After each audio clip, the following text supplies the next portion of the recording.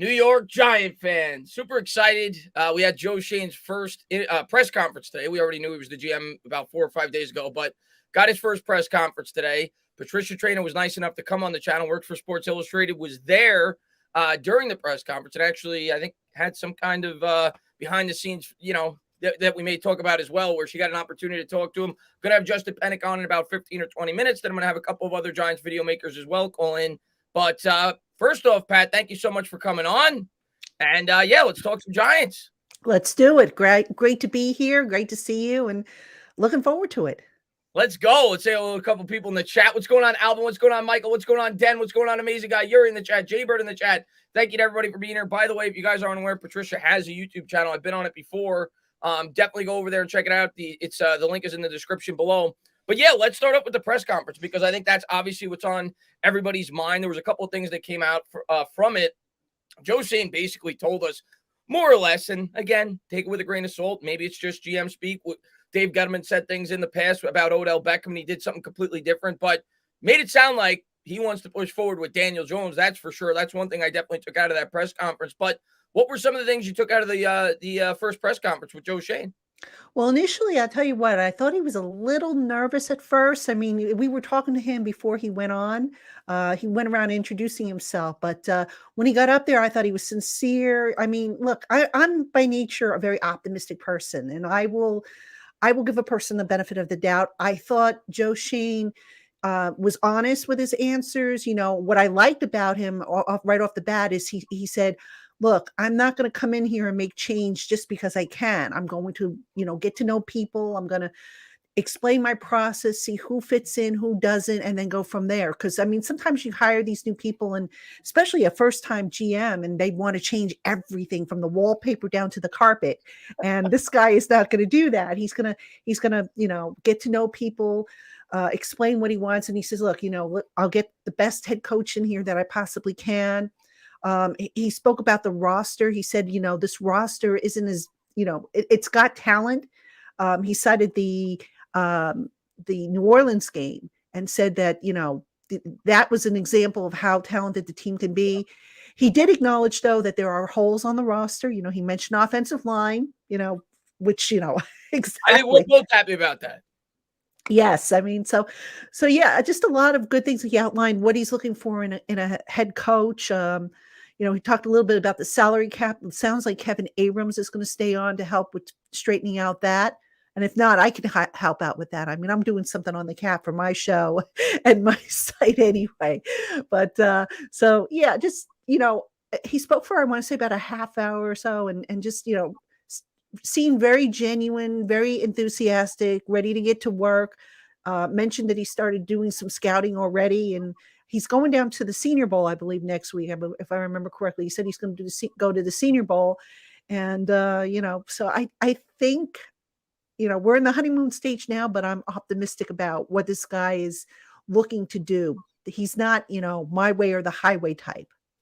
Yeah, I'm with you. I don't want to get too over the top excited about him. I did the same. I did it with Judge. I think the fan base as a whole did it with Judge, and we kind of got smacked back down to earth, and we want to take it one step at a time. This is a guy coming in who's never been a general manager before, but seemed like a smart guy. Like you said, was a little bit nervous coming in.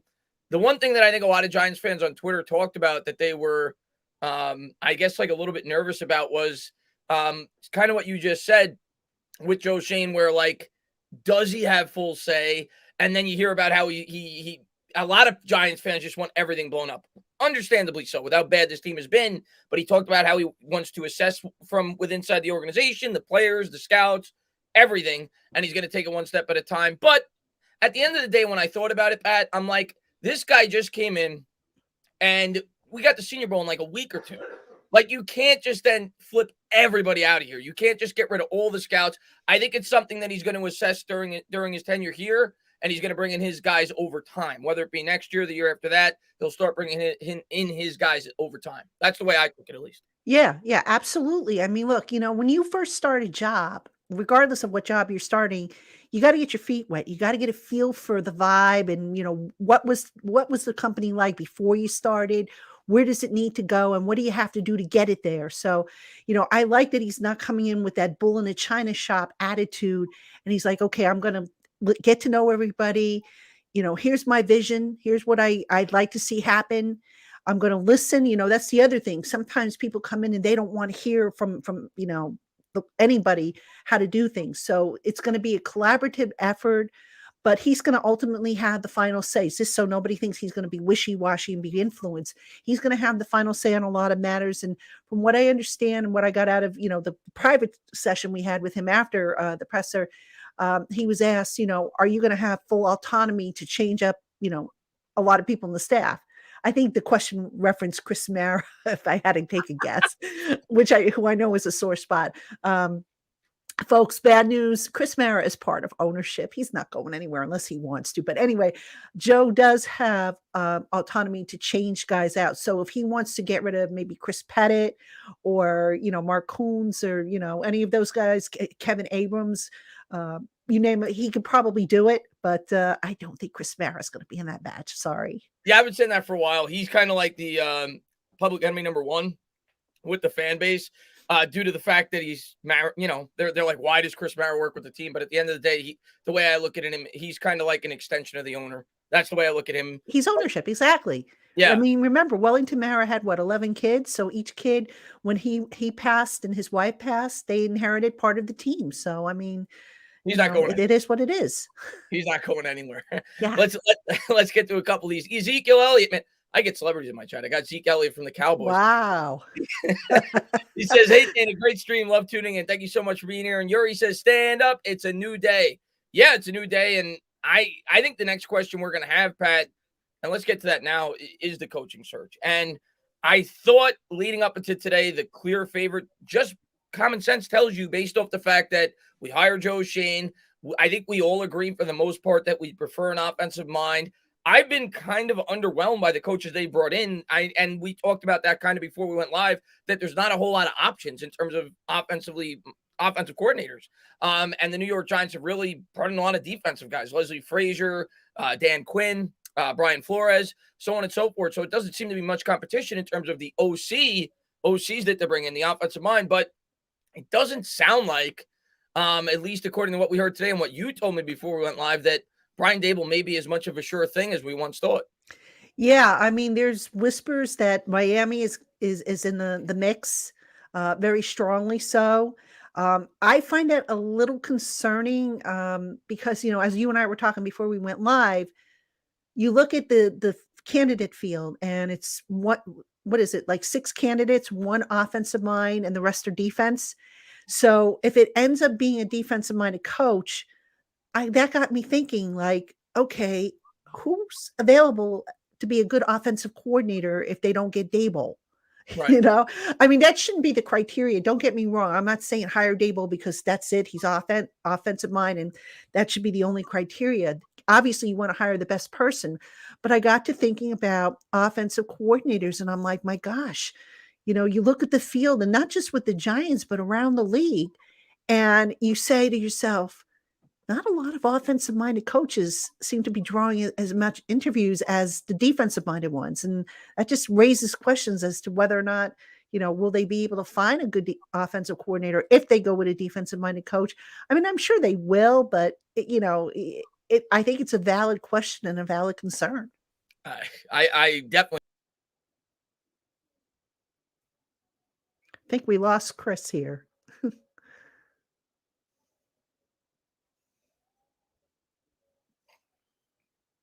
Sorry about that. I don't know. Yeah. Every now and again, I kick myself out. I was trying to scan over the chat and I kicked myself out by accident, so I apologize, Pat. Oh, no, I thought it was something I said. No. You didn't scare me yet. Lou says, is it me or does Joe look like Eli Manning? Joe Schoen? I don't see Eli Manning. I mean, maybe he's not really. I don't think so. No, I don't think so either. I don't see the Eli Manning thing. Maybe the aw shucks type of approach, because he's from the Midwest, so maybe that's what he's seeing. I don't know. Yeah, no, I didn't see Eli Manning though. Noam says, I watched both you guys. Why is Daboll the only offensive candidate right now? And just started a new Twitter account, Noam Malzumi. Well, thank you so much for being here. As far as that goes, I think we kind of just touched on that.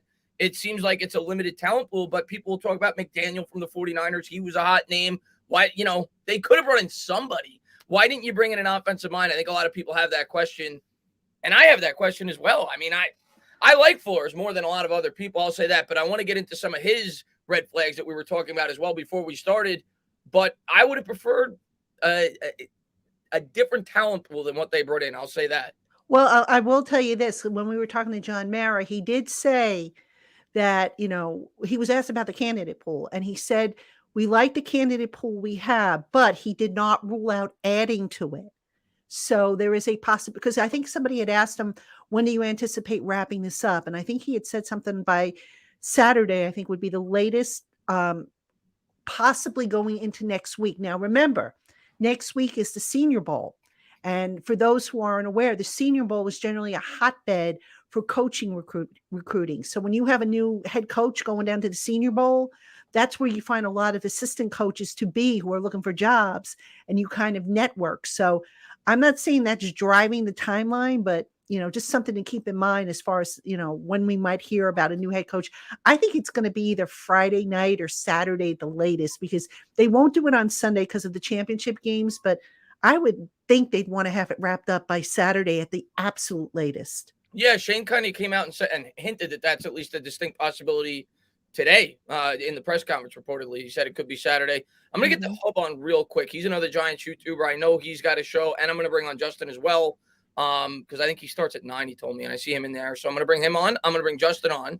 What's going on, Hub? What's going on, Justin? Penik? What's going on, my man? What's going on, guys? Hub, you're up.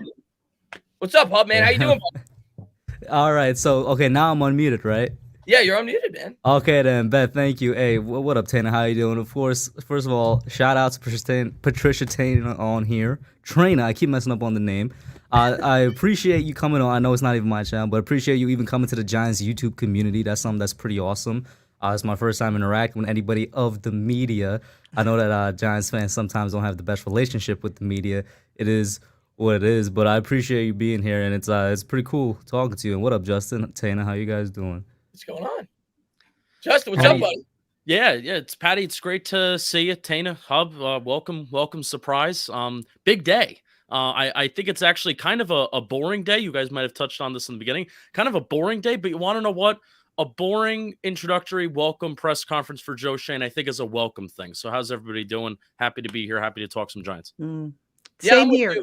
I'm with you. It wasn't like the Dave Gettleman one where it made you laugh when he first took the job. You heard the hog mollies and so on and so forth. The Boston accent. I mean, that's the one thing I miss about Dave, the Boston accent. How you doing, kid? I know. I used to make my Patty. I don't know if you ever saw this because I know it was passed along some, media, some beat reporters would show it off to each other, whatnot. But I would make compilation videos after every Dave Gettleman press conference, and it's not even like I'm like the goal of that wasn't to make fun of him, but really he was just genuinely a very funny guy. So absolutely, absolutely.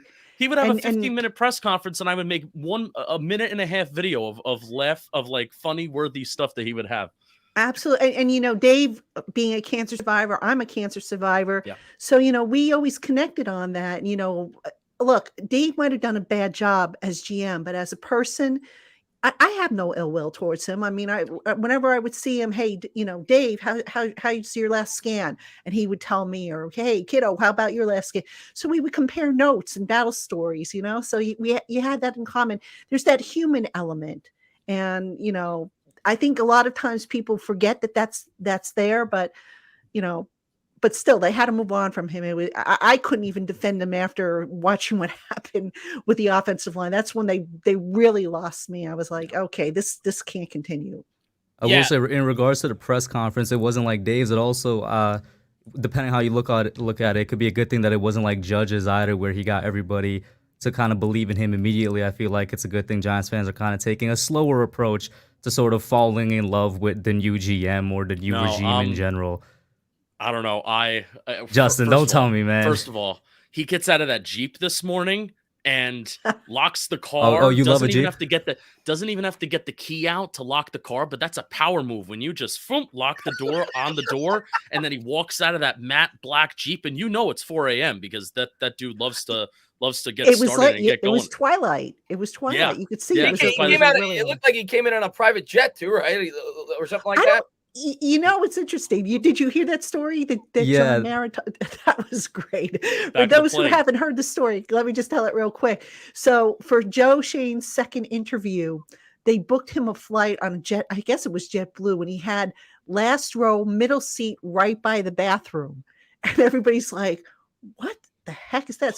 So in the private group, when we were talking with Joe Sheen afterwards, he's telling the story. He says, "Yeah, when I was in Buffalo, the Pagulas, who are the owners of the Bills, had a private jet. So if Brandon Bean and Joe wanted to go, scout a game and then come back, they had the private jet at their disposal." So John Mara said, I guess when they were booking the flight, he goes, "Yeah, we have a private jet. It's called JetBlue." So Joe was like, "Well, look, I wanted this job so bad." He says, "I would have, sat on the wing if they had asked me to." I was gonna ask. I'm surprised the Mariners don't have a private jet like the Pagulas. The Tisch family does. I know Steve Tisch does, but I believe he uses it. So I don't think it's available for the team. I mean, maybe here and there, but no, the Mara family, to my knowledge, does not have a private jet. Just want to give Pretty a quick cool. shout out to Fabian, man. Thank you so much. Says, welcome to the channel. Chris is very knowledgeable. I appreciate you for being here, Fabian. And Alex says, I hear Daboll to Miami. Let's talk about that real quick. Justin as well, because I know that you were to my knowledge, Justin, I think you were like the first guy, at least in the YouTube podcast community, that was really pushing heavily for Joe Schoen of the Buffalo Bills. And I'm assuming you also probably like the link with Brian Daboll. So what's your take so far on the head coaching search? And, kind of this news that may have came out today that it's not as much of a sure thing as we once thought. Yeah, I go back and forth between the whole wide net conversation, like you two were referring to earlier. We're like, yeah, why only one offensive mind, and why not, bringing in the offensive coordinator from, I was about to say St. Louis, Los Angeles, the Los Angeles Rams. Why not bring in McDaniel from San Fran, just to at least hear what they have to say? But also at the same time, I understand, hey, Joe Schoen right now, the GM search, the Giants kind of took their time with it. We're at this point. They didn't just get rid of their head coach when the season ended. So I understand the whole notion of bringing in people that you're sure you want in the building, you can see, and also especially number two, people that you are familiar with. So Daboll is the guy that just makes me the most excited. Point blank, I feel each candidate has legitimate gripes against them, including Brian Daboll. But if I'm just looking at what they're doing in Buffalo and the connection that Daboll can have with Shane, or the connection that they already do have, about how you want those guys to be linked and synced on together. And I think Shane did talk about that, how it's very important for GM, head coach, coordinators all to be aligned in the same message. That's a mistake I think the previous regime made, where there was not that one alignment. So Daboll's the guy that makes me most excited, especially when you consider what Joe Schoen can bring to the table. What about you, Hub? So last week, I was a very, very big fan of Brian Flores. I will admit straight up that what I want in the next head coach isn't necessarily realistic. That's just, I guess, a result of the not so good football we've had to watch over the past 10 years. I wanted a guy that was a head coach before. I was like, all right, Brian Flores, he matches that. I was like, I wanted a guy that showed that he could win at some capacity at the NFL level. He could have a winning team. And I'm like, Brian Flores, he did win in Miami. At that point, the AFC East wasn't necessarily the cakewalk that it was, like, say, 6-7 years ago, even 10 years ago. We were the Dolphins, the Jets, they kind of lay down, except for those 2 years with Sanchez. And then the third thing, I was like, he showed that he could help turn a program around as well. And I definitely think that Miami did have a little bit of a turnaround when Brian Flores was there. So I was like, those are three things that you're not going to find in, like, most coaches or most coaching candidates. So I admit that. But Brian Flores kind of matched that for me. And I was thinking to myself, this might be the guy. And then, of course, we heard all the reports coming out of Miami about how he may be kind of brash, how he wasn't communicating exactly with both his staff and with the players. And so that made me question, all right, how much of the 7-game win streak down the stretch was he involved in? How much of the 7-game losing streak was because of him? And I started really having a lot of questions. Just like Justin just mentioned, there is a lot of gripes with each candidate, or not a lot, but there are gripes with each candidate. But I feel like we shouldn't shut down Flores a lot. I've seen a lot of Giants fans doing that on Twitter and stuff. I will say though, Daboll is definitely one of the more attractive names out there for every single reason Justin just said, and also because no matter who the quarterback is moving forward, whether they stick with Daniel and they give him that 1 year, like I think they should, just give him an actual shot instead of like letting this kid's career kind of continue to go down the drain because of the Giants not doing their job in surrounding him with proper talent and an O-line. Or if it's somebody else, Daboll, I feel like would be the best guy for that, just based off of what we saw he did these past 4 years in Buffalo. If I can just weigh in just real quick, I want to add something there because I think, Hub, you hit the nail on the head there. This has got to be about Daniel Jones because, I think we can all agree that the quarterback position is probably the most important position on this team. 4 years in, or 3 years in, I should say, we still don't know what Daniel Jones is. And part of that's a result of the injuries. Part of that is, they haven't put a good team in front of him. I mean, I've been screaming for years about how can you draft a franchise quarterback, not have an offensive line in place, not have solid receivers in place, not have a decent running game in place, not have a consistent offensive system in place.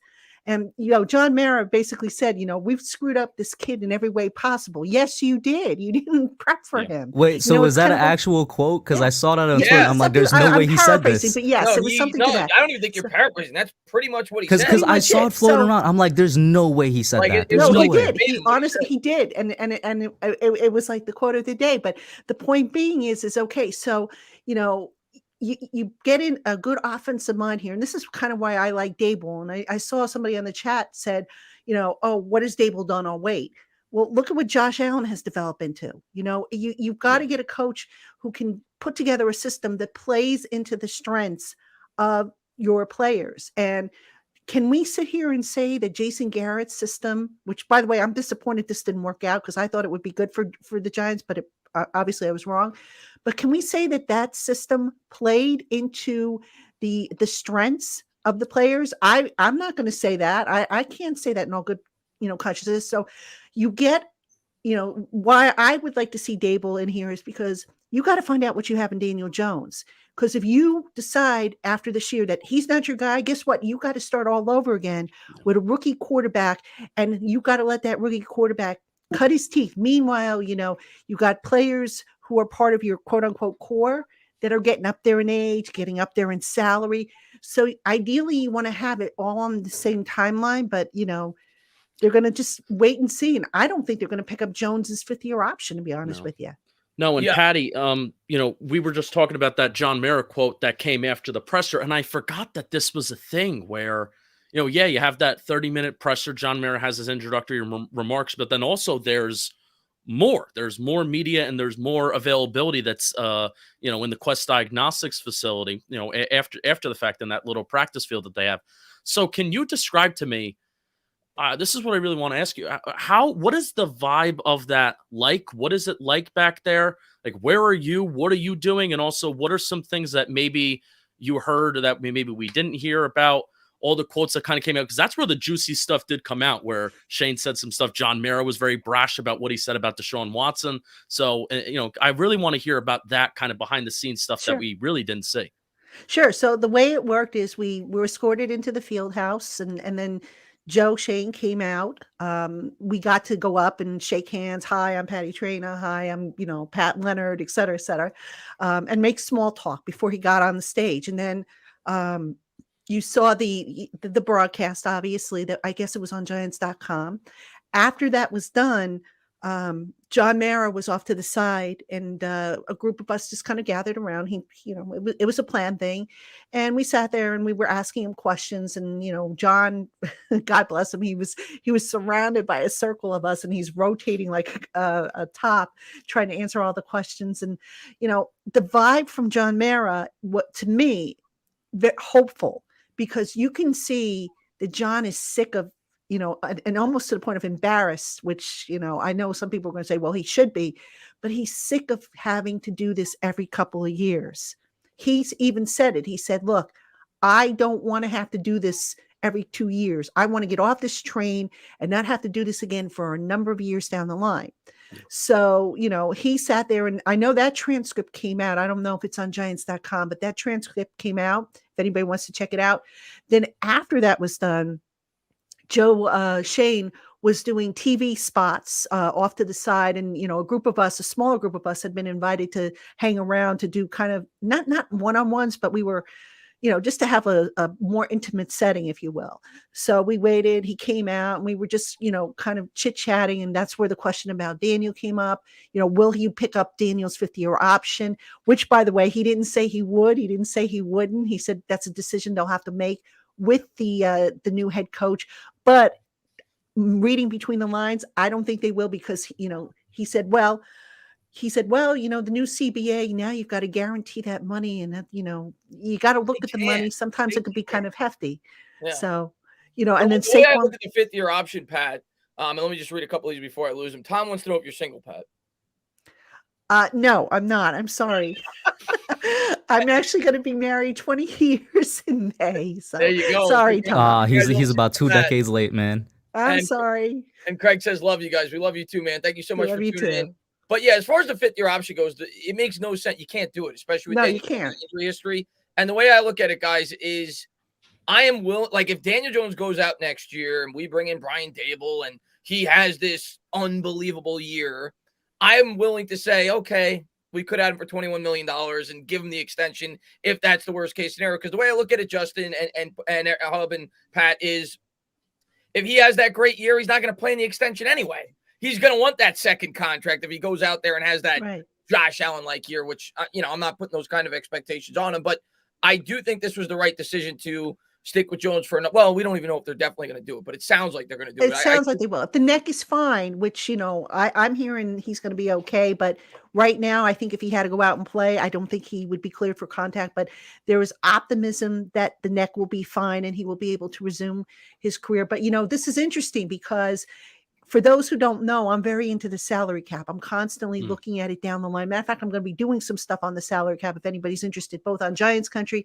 and on my own YouTube channel. But anyway, you have a scenario now that if Daniel Jones' option is not picked up and he has a good year, and Saquon, as everybody knows, he's in his option year now, or will be in 2022. It could come down to, okay, do you pick up, what do you do? Do you re-sign Daniel? Do you bring back Saquon? I'm not so sure I would bring back Saquon and make him the highest paid running back. I mean, obviously, I want to see how he does. And that topic, by the way, was asked of Joe in the private group that we had. And he said, look, this is a special player. His talent is off the charts. But as we all know, Saquon has been banged up. And is he the same player that he was in 2018? Is he going to be worth making the highest paid player at his position? I don't think so. I mean, I would not make that investment, because then, even though the cap's going to go up, you're going to have to make decisions down the line on Andrew Thomas. Don't forget Dexter Lawrence. Nobody talks about Dexter Lawrence, but Dexter Lawrence's option year is got to be decided this year as well. So a lot of, decisions that are going to build on one another down the pipe. And, I look at all that stuff and I say, okay, this is what I think they're going to do, why it makes sense. And that's how I come to my conclusions. Why did Shane keep on saying today that the Giants have 11 draft picks? Was he thinking about I know why. I can answer that. I have my theory, but if I want to hear it. I think he initially they did have 11 draft picks. Remember, they had the Santoso pick. Yeah. And also, I think they forgot about the Billy Price pick. So I think the Billy Price, if I'm not mistaken, was it Billy Price? Well, they traded. It was one of the picks. Bredesen. They traded a pick for Bredesen, and they it was one of the picks had a conditional pick. Might have been Bredesen, but Santoso I know was for a conditional pick, and they didn't meet that condition. And I think it might have been Billy Price. I can't remember. I'd have to go back and look. It was Price with the condition. Yeah, one of them had a conditional pick. Price, didn't we? Yeah. So that's why he thought that they had 11. They actually have 9, but they have 5 in the top 100, and I think 3 of the 5 are in the top 50. So that's not so bad. Can I give a conspiracy theory? Okay, go ahead, Justin. I'm going to give a conspiracy theory. All right, Patty, you don't have to comment. Giants have 9 picks right now. Joe Schoen really did a nice job complimenting Saquon Barkley today. Let's get 2 picks for Saquon Barkley because we just boosted up his trade value today. Oh, word. That's it. You're not gonna wait for him to probably heal up a little bit more. I will say there was a couple things from the earlier Daboll and Jones talk that I wanted to touch on, and I actually see a couple of people touching on it in chat. Daniel Jones's neck is something that's kind of been very quiet over the past couple of weeks. I think the last update we got was from 2 weeks ago. I might be wrong about that. And then I saw something. Yeah. Then I saw something saying that he wouldn't even be cleared for contact until August. But once again, that was kind of an old report. Actually, yeah, go ahead. I'm sorry. I don't mean to interrupt. Let me clarify that because a lot of people misunderstood that quote. I know I did initially, and then I went back and I looked at it and heard it. And what he said was there's no contact until August anyway. And I think what he was referring to was I don't have to worry about playing in a game where I'm going to have contact to worry about until August. Not, I don't think he was saying that, I'm not going to be cleared for contact until August. It was taken out of context. It was taken out of context because if you think about it, how does he know? How did the doctors know at this point that, on August, 1st, you're going to be cleared for contact? They don't. So I think what Daniel was referring to was I don't have to worry about playing in a game where I would be subjected to contact until August. Makes sense. Yeah, okay. Thank you for clarifying that. Because I will say, and this is my conspiracy theory inside of me now, I feel like the Giants, they could have given us a bit more information about his neck injury. I always found it kind of weird how they handled releasing stuff about that. That was Joe. That was Joe Judge. That was Joe? Joe Judge, I mean, we called it the hockey report because I think in hockey they tell you just the body part that's affected, but they don't tell you the details.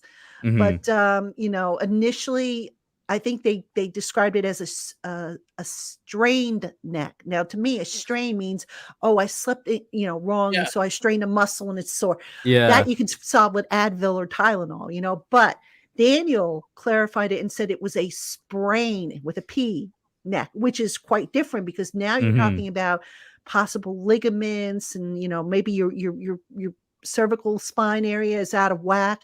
So that's a big difference from a strain. And that's where, maybe the Giants figured, okay, we're going to play it safe or we're not going to disclose a lot of information because, there's a degree of privacy, I think, in there. Also, you got to remember. And I think they only wanted to disclose what they absolutely had to. But Daniel clarified all that stuff up. And, from what I understand, they're optimistic that he's going to be fine. He was optimistic that he would be fine. He says he'll be able to run, he'll be able to throw and lift and do all the things he needs to get ready. The only thing, obviously, is no contact. And by the way, I hope one of the things he does this offseason is learn how to slide first.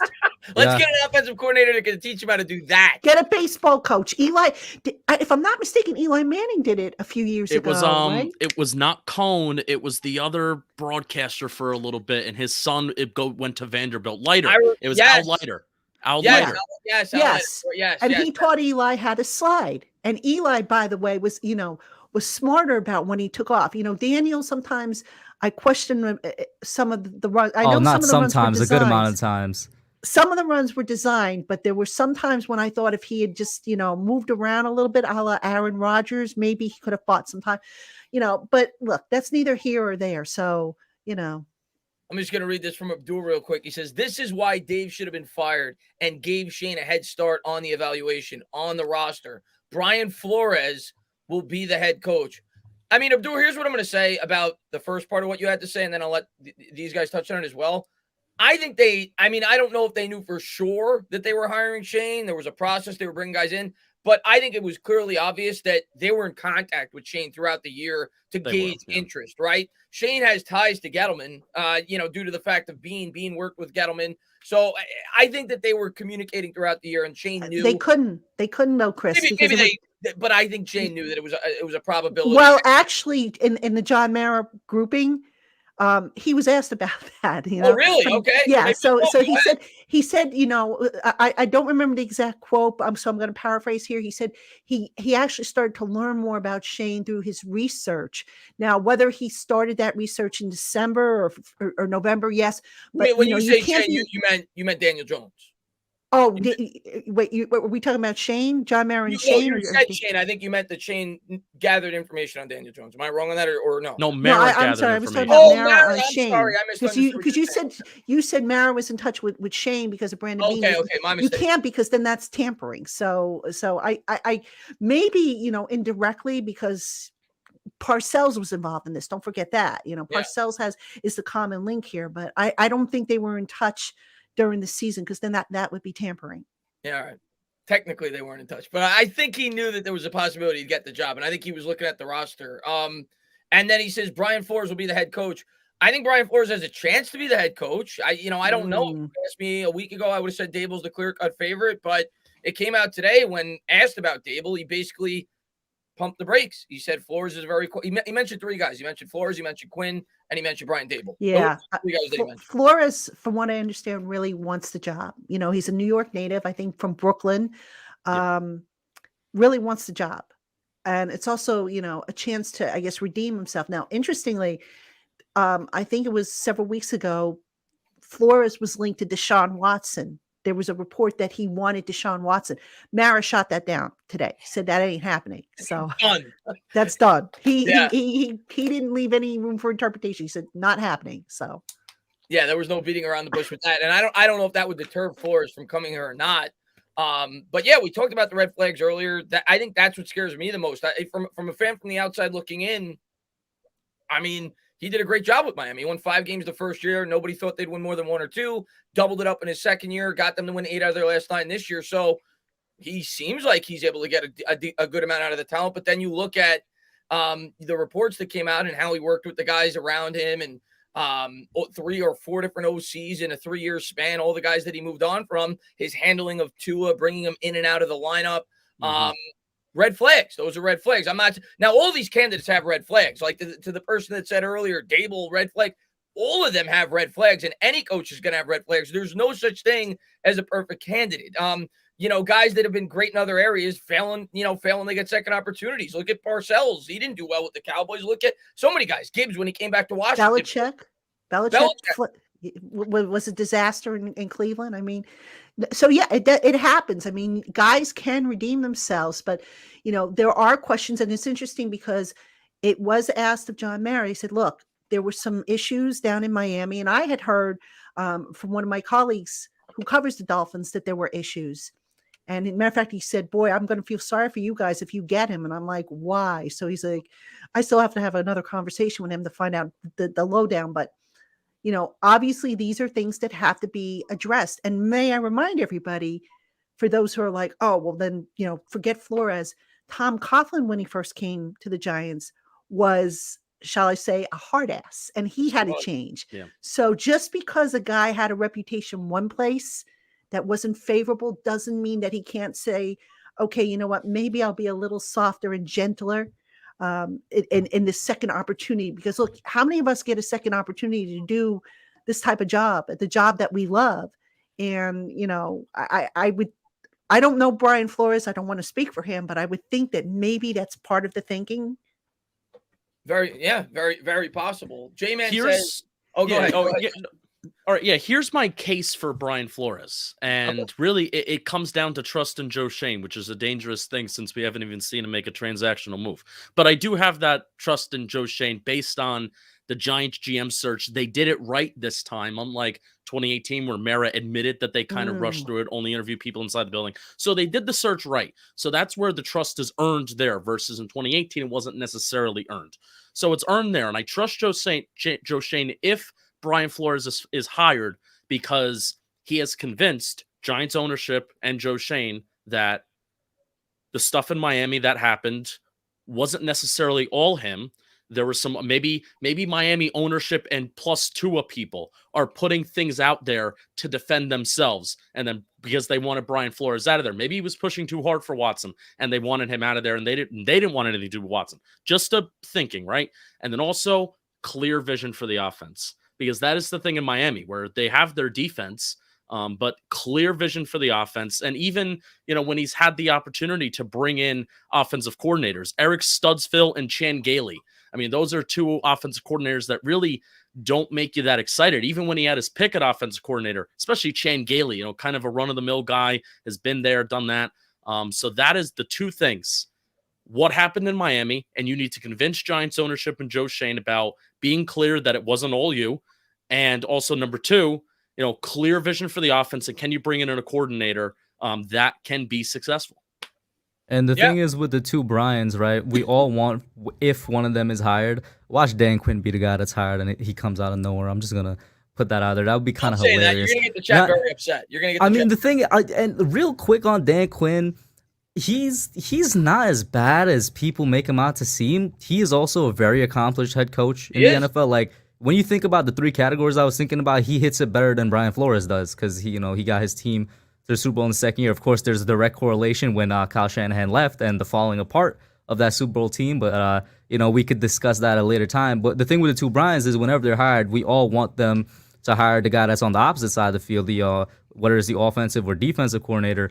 We all want to have confidence in that guy. And why Daboll looks so attractive right now is because, and you guys touched on this earlier, there's a lot more proven guys on the defensive side of the football that's being interviewed for a lot of positions right now, whether it's defensive coordinator or head coach. I think I called it a pipe dream at one point because I was like, this would be too perfect. But one really nice scenarios is if we get Daboll and then somehow get Don Wink Martindale, formerly from the Ravens, as a defensive coordinator. He was a guy in 2020 that I wanted as the head coach for the Giants, and now he might interview. Not gonna put anything out there. Obviously, I don't know anything. He might interview as a DC.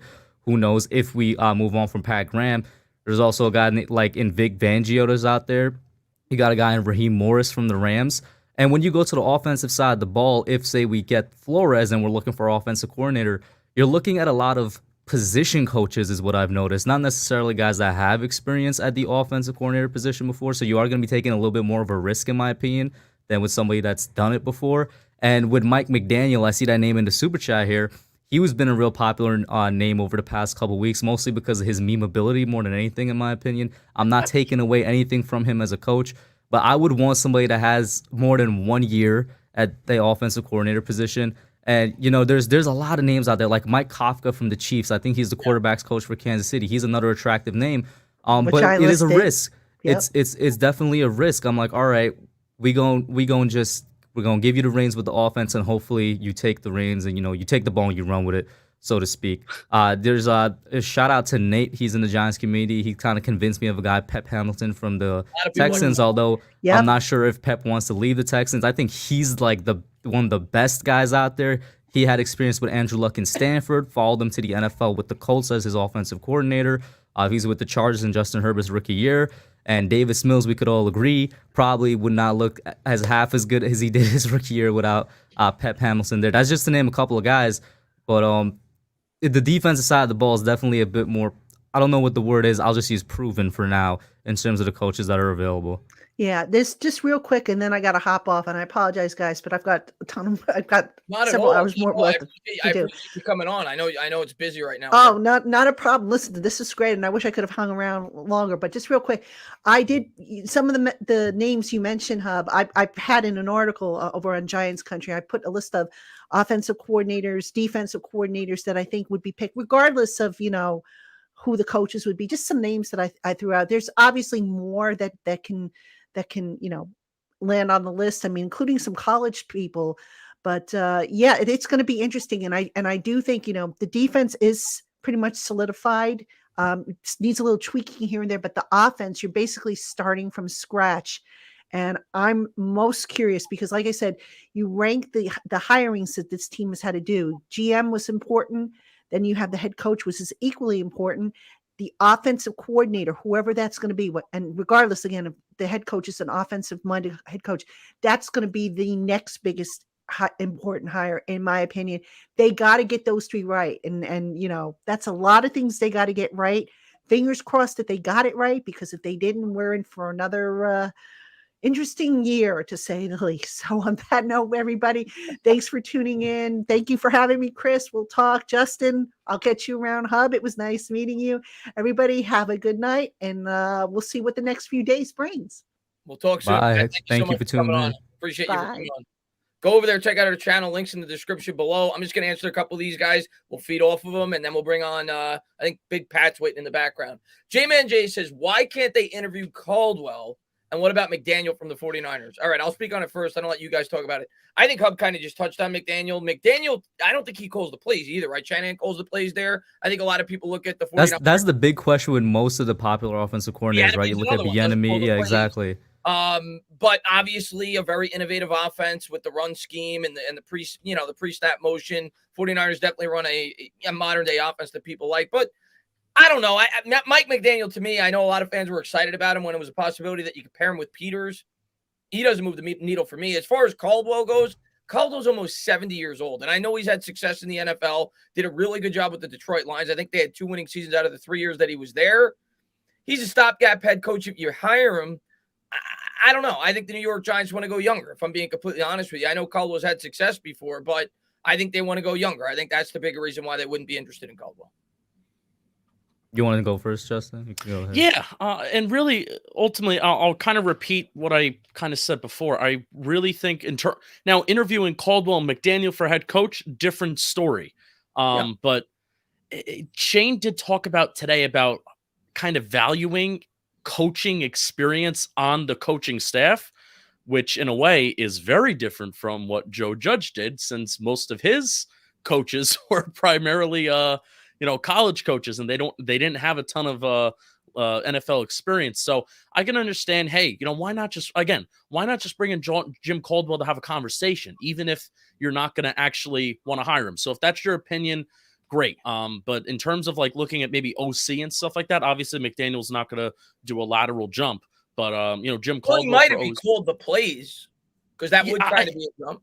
Yeah, but again, would the 49ers block that? I'm not the most familiar on those. Yeah, I'm not the most familiar on all those rules if it's a lateral position, but what does it mean if you call play? So, but Caldwell for OC, it's one of those things where, again, you want head coach, GM, OC to be, especially I think head coach and OC, if it's an offensive coach and an obviously OC, offense coordinator, you want those guys to be aligned. And I would rather somebody be like, who is this guy?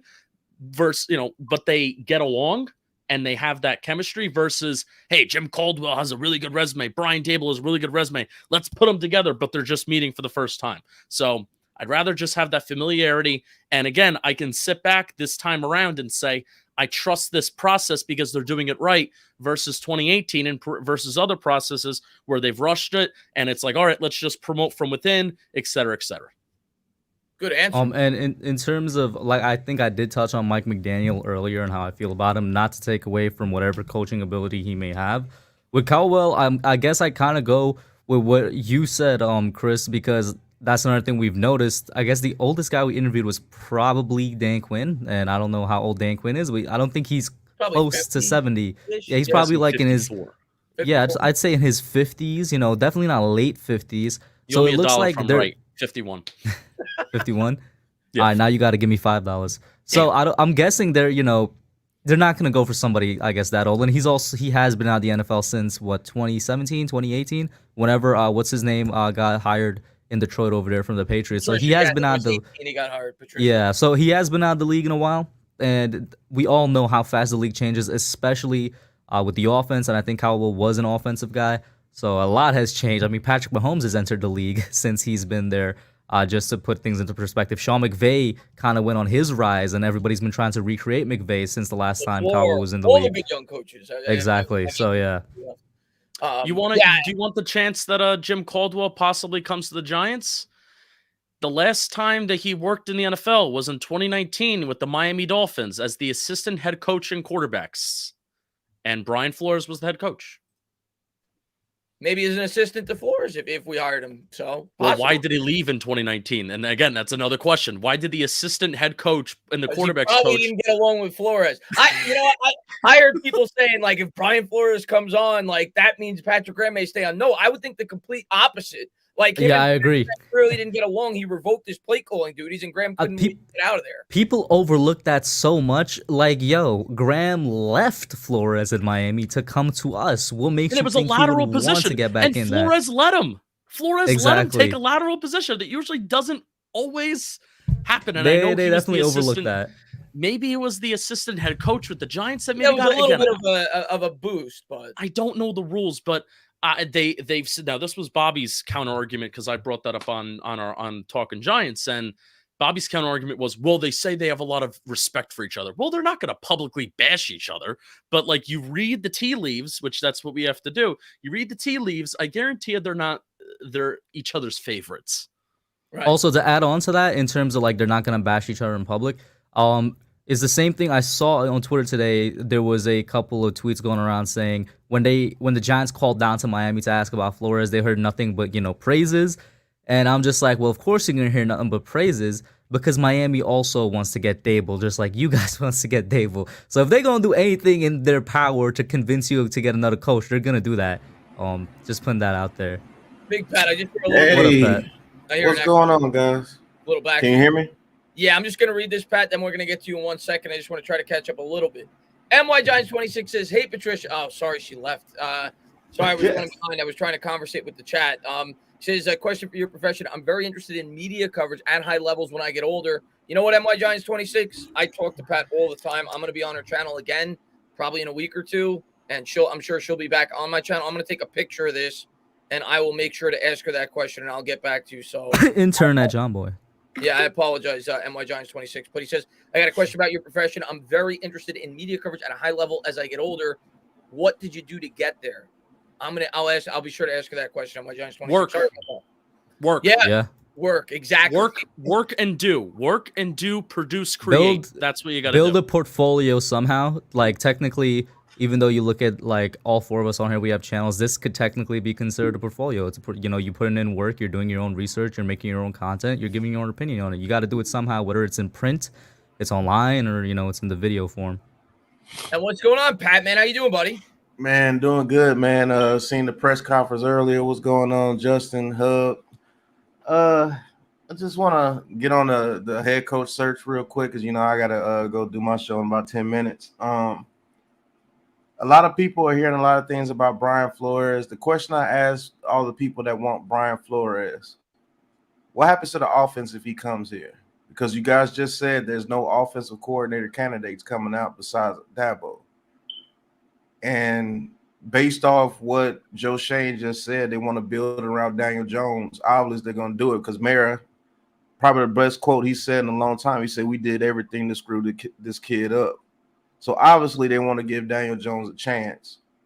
Do you guys really think if Brian Flores came here, Daniel Jones gets that fair shake if he comes here? What offensive scheme are you going to run when Flores coming here? Because he's a defensive head coach and he's a head coach. It would depend on with the OC that you brought in. Yeah, who's the OC you bring in? That's the biggest question.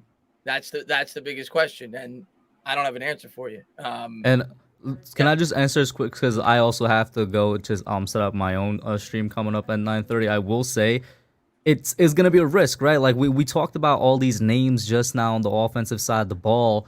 There's Pat, I think you bring up a good point. The only offensive coordinator that comes to mind is Daboll, and he's interviewing for head coaching jobs, not not necessarily OC jobs. There's not a lot of people making lateral moves. It's the vertical move, which I was alluding to earlier. You're going to be stuck with position coaches, particularly quarterback coaches, and it's going to be a risk, right? So it's definitely a good point, and that is why Daboll is the more attractive candidate right now. But with that being said, I got to give a shout out to Justin and Chris. Chris, thank you so much for having me on, man. I appreciate it. We definitely gonna get more stuff done, as draft time comes around here. Man, for sure.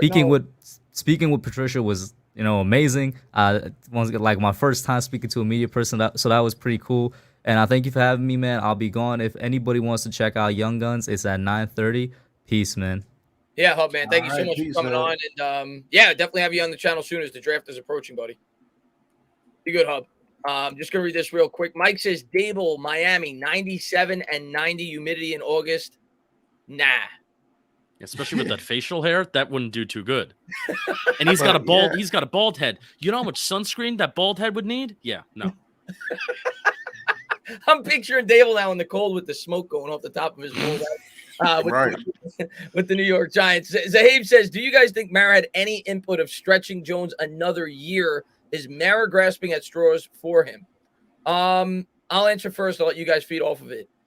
I mean, it's possible. I don't know. There's no way I can know that. Like you could have a theory that Mara did come out and say today that they completely failed Daniel Jones, which is completely accurate. No matter how you feel about Daniel Jones as a quarterback prospect, they did. No offensive line, 3 different coaches in 4 years, 3 different offensive coordinators in 4 years.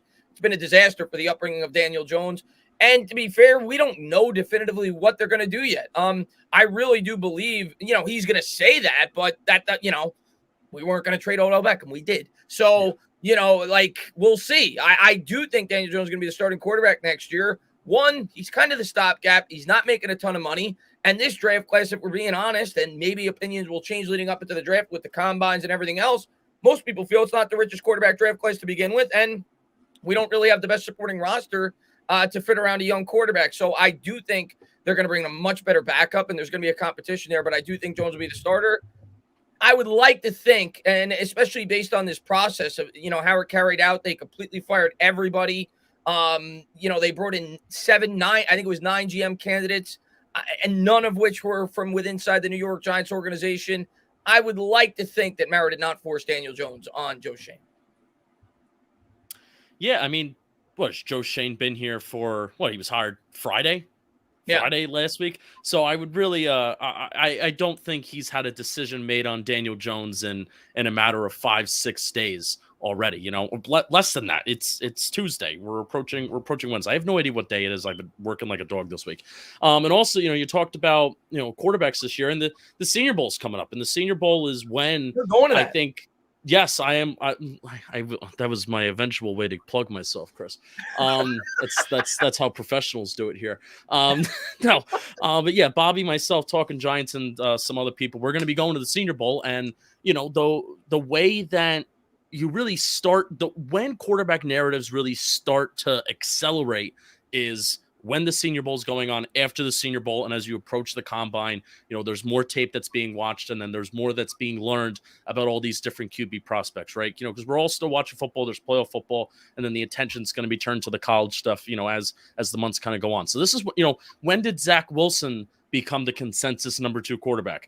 I mean, I'm going to be honest, I didn't really heard of Zach Wilson and the talented arm last season sporadically, but didn't know that he was consensus number 2 behind Trevor Lawrence. And you can name a few other examples as the years have gone on of guys that have shot up to being a consensus number 1. So maybe after the Senior Bowl and after the combine, we're going to look at that. And Senior Bowl is especially important with the week of practices. We'll have that consensus number 1 at quarterback. But just for a couple days, I don't think John Mara walked in and said, you have a Daniel Jones mandate. No, I think really it does. It does make sense to keep him. Like, that's just my opinion. But Chris, I think you said it also best.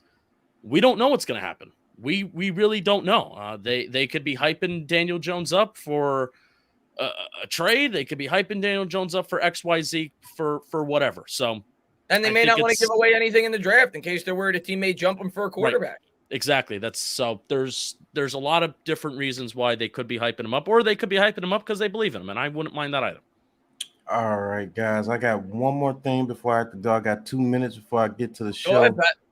One other thing, the Daniel Jones thing, I think that's all Joe Schoen. I think he actually likes the kid. And with that statement that Mara has said, that statement there doesn't hype Daniel Jones up in my eyes. I just think they want to work with the kid and see what the kid has, because he's been here 3 years and you still don't know what he is, because they did, like you said, they did everything possible to screw him up. Multiple offensive coordinators, no offensive line, no weapons until last year, and then everybody's hurt. So you really don't have a great evaluation of Daniel Jones. And I think they get that this year. I think Joe Schoen comes in and fixes his offensive line to the best of his ability. Let's say we got a top 15 offensive line at the very best. I think that's about as high as you can think this offensive line can get from where it is now. Let's see what Daniel Jones gives us behind a top 15 offensive line. Let's see what Saquon Barkley does, and they'll move on from there. I think he's a very smart guy. The other question I have right before I leave, everybody that's saying Brian Daboll, what has he done with the quarterbacks? Name one other quarterback besides Josh Allen? I'm going to give you this. Matt Castle. Yeah. I was ready to get to a whole bunch of quarterbacks. What's his name? The guy that was from Notre Dame, Brady Quinn. Yeah. Matt Moore. He didn't have any real quarterbacks. But I ask you this question. what were you guys saying about Josh Allen before 2 to 3 years ago? I'm gonna be fair. I was always a big Josh Allen fan going into. You were, yeah. But the media's perception of Josh Allen, what was his perception before 2 or 3 years ago? Before people thought he was a fail. People thought he was trending downwards going into it. Yeah, right. Because he never had a 300-yard game before he learned that Daboll system. They brought the people over there, right? Yeah. So that's to say something about a quarterback whisperer. Because you guys thought Josh Allen was trash 2 to 3 years ago. Now all of a sudden he's the greatest thing since sliced bread because he's in the system and he's working in the system. I want to see if Ken Dorsey leaves, and a lot of people say bring Ken Dorsey over as offensive coordinator. No, if Daboll leaves, he stays offensive coordinator. He goes up to offensive coordinator, in Buffalo. He doesn't leave. He doesn't leave anywhere else to be an offensive coordinator because he is the next in line. So I beg the question: everybody that says Daboll is this, Daboll is that, ask yourselves, what were you saying about Josh Allen 2 to 3 years ago before that system became embedded in place and he became a good quarterback? What if he could do half of that for Daniel Jones? That makes his offense better immediately. And if you bring in Brian Flores, what is the offense going to do? That's the big worry. That's definitely the big worry. That's it. If you do hire a defensive-minded head coach. But Pat, go do what you got to do, man. I appreciate you coming on. Definitely going to get you on a lot more leading up into the draft, and we got a lot more to talk about. Oh, yeah. We do the pick is in. If you want to come in and do that, we evaluate each position. We're doing the offensive lineman. I try to get Bobby Skinner. Who's better to do that than Bobby Skinner with the offensive lineman? But appreciate it, guys. You guys have a great show.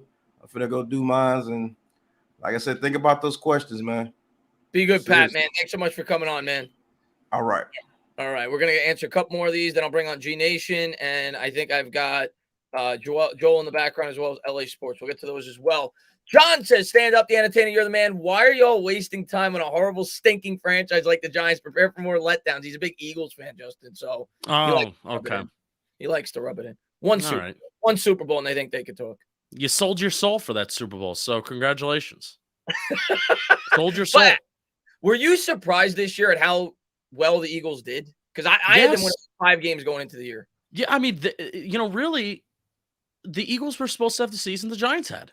Pathetic offense, a defense that maybe does enough. But, this is why I think at the back of my brain, if we interview head coaching candidates that maybe we haven't heard of or maybe, we don't know a lot about, Sirianni was anything. I was doing the Sirianni rock, paper, scissors in case you didn't. And the same thing with like Frank Reich in Indianapolis. Remember when Josh McDaniels screwed the Colts and accepted the job and then said no thanks? And Frank Reich was the coach, and everybody's thinking, "Oh, they got screwed. They're getting a nobody. Nobody knows who this guy is." And now the Colts are one of the most well-run processes in the well-run teams, organizations in the National Football League. So that's why if you have the Eagles are now off sync with GM and head coach, but he's a Super Bowl winning GM too. When you have a process that is sound, when you have an organization that typically does good things do happen. And, what they were able to do with Hurts, kind of reminds me what the Ravens were able to do with Lamar Jackson in a way where, hey, we're not going to ask you to do the things that you can't do. We're not going to make you go under center and go play action every play and then throw the ball deep down the field. We're going to run the ball. We're going to have an identity. Their offensive line is awesome, and that really does help a lot. So credit, I'm saying this, don't hate me, credit to the Eagles for what they did this year because they were able to adjust to their personnel. And then like Patricia Traina mentioned, the Giants were not able to adjust to their personnel. And they weren't like that all year. If you remember, I used to pick on the Eagles the first 5-6 games of the year because they would never run the ball. And then they became this organization they ran it 45 times a game. So like you said, Sirianni found out the strength of that roster, and it just goes to show you what a strong offensive line could do. I think that was the big driving force why they surprised this year. Yeah. Dyard says, it's refreshing to hear that the O-line is the biggest problem from Schoen and media outlets. It's about time to fix this foundation. Let's talk about that real quick, Justin, and then I'll bring on Joel. What if it was you today, and again, we have 3 months before the draft. Things can change drastically. You have free agency. There's a lot, right? Yeah, like you were saying, you're going to the Senior Bowl, the Combine, everything else. What are you looking at with those first 2 picks in this year's draft? Yeah. Say you can't trade down. What are you looking at? Oh, you can't trade down. I mean, obviously, we'd love to trade down. Okay, Yes. so let's get that out of the way. If we don't trade down, what are you looking at with those 2 picks? O-line edge, BPA, those 2. O-line Yeah. edge. And I think Schoen is a firm believer in positional value. Now, I'm down to double down on offensive linemen. Who would that second O-lineman be? It wouldn't be 2 tackles, so it would have to be Linderbaum or Kenyon Green, right? Now, Linderbaum would be a lot of people's pick, but also you have to think about with Tyler Linderbaum, does he fit like a gap scheme? Because he definitely does fit that wide zone scheme, outside zone scheme that Minnesota likes to run, that San Francisco likes to run. That's why if Adam Peters was hired to be the Giants GM, Tyler Linderbaum all day. He is that athletic, fast-moving, agile center interior offensive lineman. But right now, O-line, let's get a tackle, bookends at tackle, and then best available edge. Because, again, positional value, right tackle is a very valuable position, especially edge rusher number 1 is very valuable. Let's marry those 2 things. Boom. Yeah, I'm with you, and then I want to get your guys' take on that as well, the defense. What's going on, G Nation? What's going on, Joel, man? Thank you guys so much for being here. Oh, man, thanks for the invite, my guy. Yeah, you got it, man. Thanks so much for being here. What I'll say, I'm in complete agreement with you, Justin. I think that's where my head's at right now, what I think the Giants are going to do. I think they have to go right tackle with one of those 2 picks, and then you're probably going best available defensive player, regardless of position. Like, I think that's what they're looking at. I would prefer edge, like you said. But if you're not enamored with an edge and you think a middle linebacker is your best prospect there, maybe you go that route. But I think it's going to be BPA defensive player, and I think it's going to be offensive line. That's what I think where their head's going to be at. But J-Man says, I know people are pushing the tackle prospects, but what I'm seeing, the best O-linemen are Tyler and Kenyon. Trade down, but we need center and guard. I would love to trade down. I would love to trade down this year, but we talked about how the quarterback class is slim.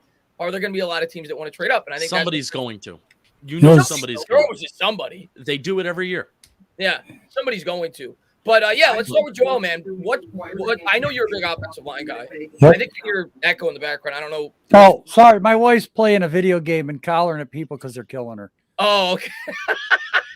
I know you're a big offensive line guy, Joel. What's your take on this year's draft? I want Ekwonu. That guy can play all 4 positions. Left guard, left tackle, right tackle. This kid's a beast. He's a mauler. He's a monster. He doesn't give up on the plays. I like him better than Neal. I think Neal kind of gives up on plays a little bit. Me and Pat been doing some film breakdown and everything. And Neal has a tendency of, stop during halfway through the play. And the guy does have a chance to make a play, but they just get rid of the ball so quick that with the short passes and everything. I worry about, his weight going to be an issue. He's 350 right now. Or do we want a mobile guy? Ekwonu's more mobile. He could be that fill guy. He could do the trap schemes, the blocks. He could be downfield blocking. He can get out and pull around the edge so that Barkley's got somebody in front of him. And when that guy gets his hands on you, he gets his hands on you. As far as that's number 5. As far as number 7, this is completely up in the air because we have no idea what we're going to do with Schoen. We don't really know his draft. He was labeled to get some picks, but he's not the GM. Now he is the GM. So look, guys, I mean, if we cut Bradbury, could we go at corner? Not my favorite pick. I think that is a possibility that a lot of people aren't talking about. I do think corner, especially if we cut Bradbury. Yeah. Possibility. Because in Buffalo, look at what their defensive strengths were for years. Micah Hyde and Davies, yeah. So they built with the secondary. So I would not be surprised at all if we cut Bradbury if we go corner with one of those 2 picks. It's completely open, like you said. Right. And then another one of the biggest needs we've got to get, which people don't include in the offensive line, is tight ends. We have to have not in the first round. No, but in the 3rd round. But but to stabilize that offensive line, we've got to have a tight end that can chip block. Look what the 49ers do with Kittle. It's beautiful. Exactly. And people are not taking that position as seriously because we've only got 1 tight end. Yeah. Caden Smith. That's it. It's a good point. Albert says, I think the Giants want a coach with experience. G Nation, what's your take on the coaching search? What's your take on the coaching search? Who's your preference? Well, to be honest, I want a proven head coach, but there's not that many out there, right? And then obviously you only have the one offensive-minded coach, which everybody is gunning for, in Brian Daboll, right? Rumors coming out about Flores that he's not very likable with most of his staff, that he argues with guys. Patrick Graham left to go join Joe Judge, an unproven coach. So that says something about the relationship between him and Flores, obviously. And then you just don't have a lot of guys out there. Sean Payton is retiring.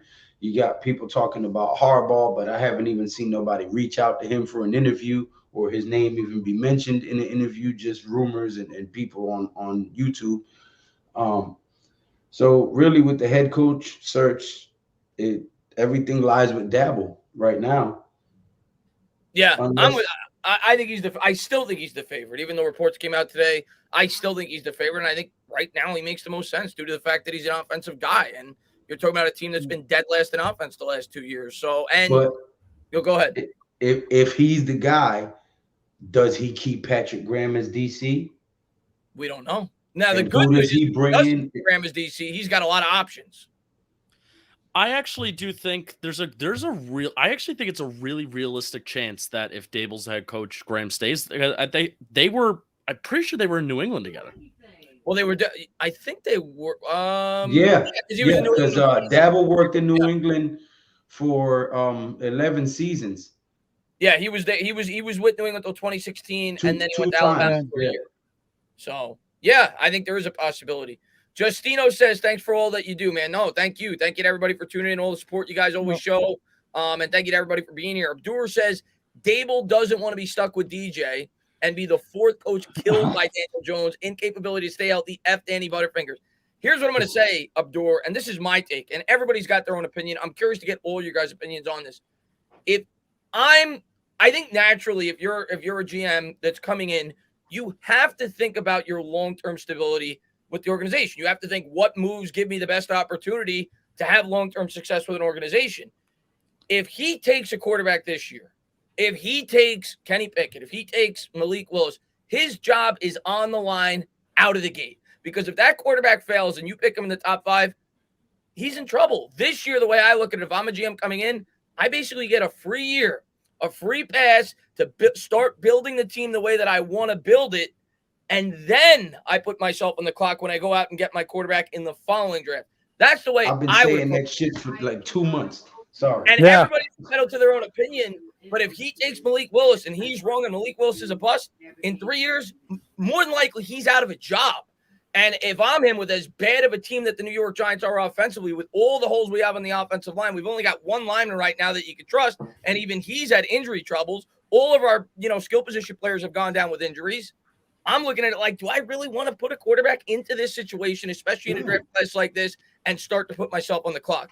So me personally, if it was me, that's why I keep saying I wouldn't take quarterback. Now, I can't speak. I don't know what Joe Schoen thinks about these prospects. If he thinks Malik Willis is the second coming of Pat Mahomes, you'll take him.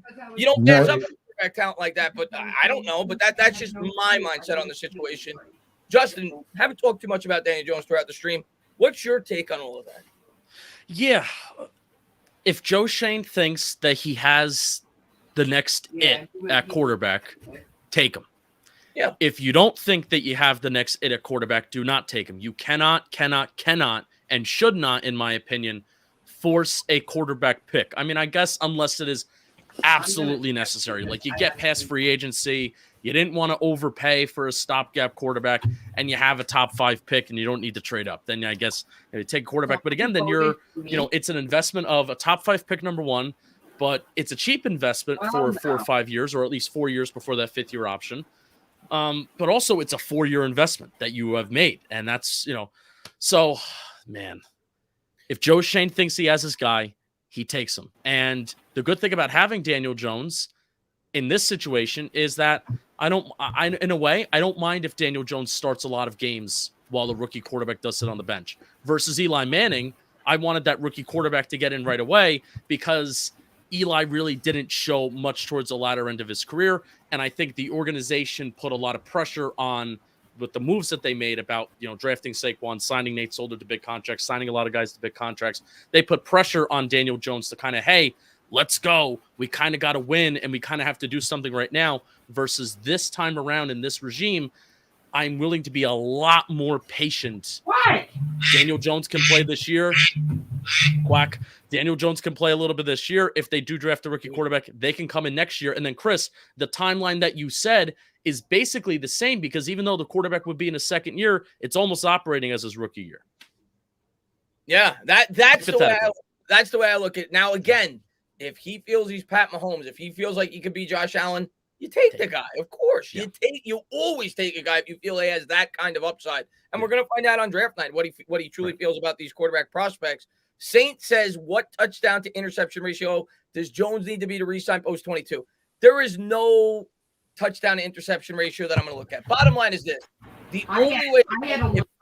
I'm just going to mute you, buddy, just because I keep hearing in the background. The only way that I'm bringing Daniel Jones back for this team next year, don't care what the stats say, don't care what the records say, I have to feel this guy is a no-doubt top 10 quarterback. And there's no more, let's wait and see, because now you're year 4 in the rookie deal. If he comes back as a starter, number one, he has to prove he can play a full season and not get hurt. He's missed time over the first 3 years. And I have to legitimately know this guy is a true top 10 quarterback. And even then, I still have a little bit of reluctancy. But that's the only way. And hopefully with the improved team around him, he could do that.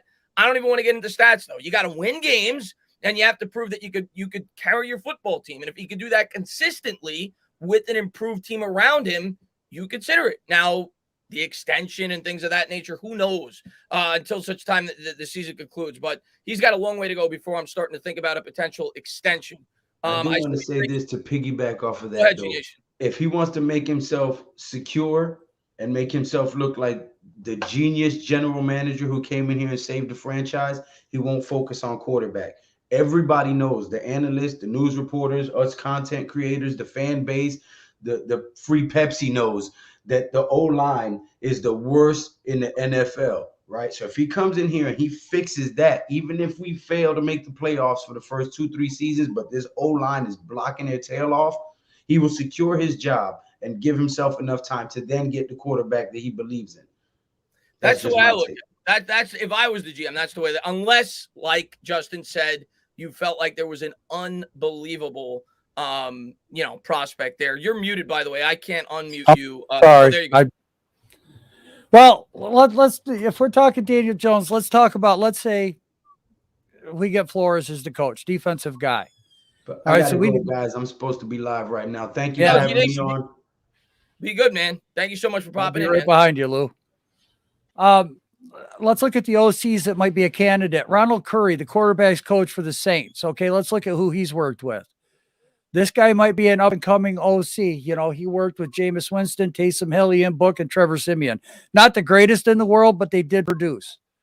You know, they were in games to at least be able to win it. They also had a pretty good defense, but they're going downhill now because they really don't have a quarterback.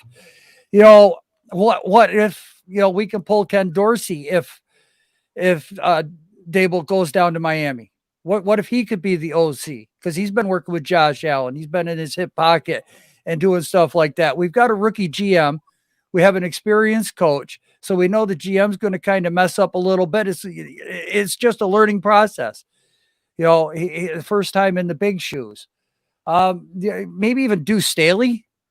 Would you even think about considering Deuce Staley to come here as the OC?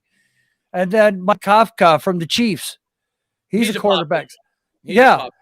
So let's look at, you know, if we're doing some of those guys, you think Daniel Jones couldn't succeed in those scenarios with some of those coaches, or like the West Coast? Right. We don't.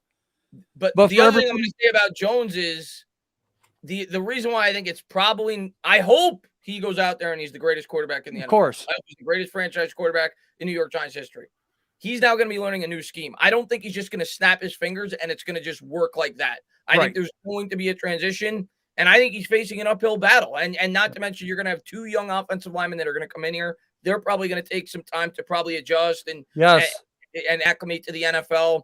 So Jones is probably stuck between a rock and a hard place. And he's probably, if I'm being honest, not going to be the long-term answer with this football team. But I think he will be the quarterback next year. And at least as of now, that's the way I feel. And we'll see how he does. And maybe he'll surprise me and surprise many others. And He'll go out there and be the greatest quarterback in franchise history. And we can only hope, right? and if we bring in Daboll, he gets the most out of him. And I'll hope that that's the case. It- Yeah, Noam says, am I the only one that feels Daniel Jones has a lot of Josh Allen traits? Go get Daboll. Chris, I want to hear what you have to say about this, and then I'll respond to you. I have a Here's lot my to say take about on this. it, man. As I said earlier, you go back and watch my videos in the past. I have always been a huge Josh Allen fan. I had Josh Allen as a breakout quarterback in 2020, and he was a guy that's traits always just jumped off the page to me. Josh Allen, and yes, don't get me wrong, Josh Allen, when he came into the league, there was an adjustment period. He played at Wyoming. He was learning a completely new offense, and it took him time to get acclimated to the NFL. Everybody knew that he was a project. If I'm being as completely honest as I can, Josh Allen, to me, when I watch him play, Justin, I see Cam Newton with Brett Favre's arm. That's the type of potential talent that I see with Josh Allen. As a matter of fact, I could argue that Josh Allen may be the most naturally talented quarterback in the NFL. It's probably between him and Pat Mahomes right now, and you're splitting hairs, and you saw that this past week. I love Daniel Jones. I want Daniel Jones to be the greatest quarterback of all time. In terms of just talent, they're not close. That's my honest opinion of the two quarterbacks. One of them is elite. And that's not a slight on Daniel Jones. Almost every quarterback in the league isn't on par with Josh Allen in terms of his natural abilities. But I don't see a ton. I mean, I guess they both have mobility, but it's kind of like a different mobility to me. Josh Allen's a guy that could truck you. He's a guy that's elusive. Daniel Jones is a straight line runner. He could fake you on the RPO if you bite, and he has an open lane. He could go out and dash just as fast as anybody else. But their mobility and their running ability are completely different. Josh Allen's arm strength, watch the guy play. He throws a fastball like Randy Johnson in his prime. So I don't see too much of a similarity between the two. Yeah, let me just say this. I like Daniel Jones. I don't think he's the long-term answer at this point. But like John Maris said today, it's mostly the Giants' fault. I don't think it's really his fault, but you're looking at it's just such a little timing left. But Josh Allen, I mean, if you watch every Giants game, and then even you just watch that one game, if you just watch the divisional round that the Bills had, just the throws, the off-platform throws, the improvisation, the arm angles, the arm strength, the ability to deliver a football in all areas of the field.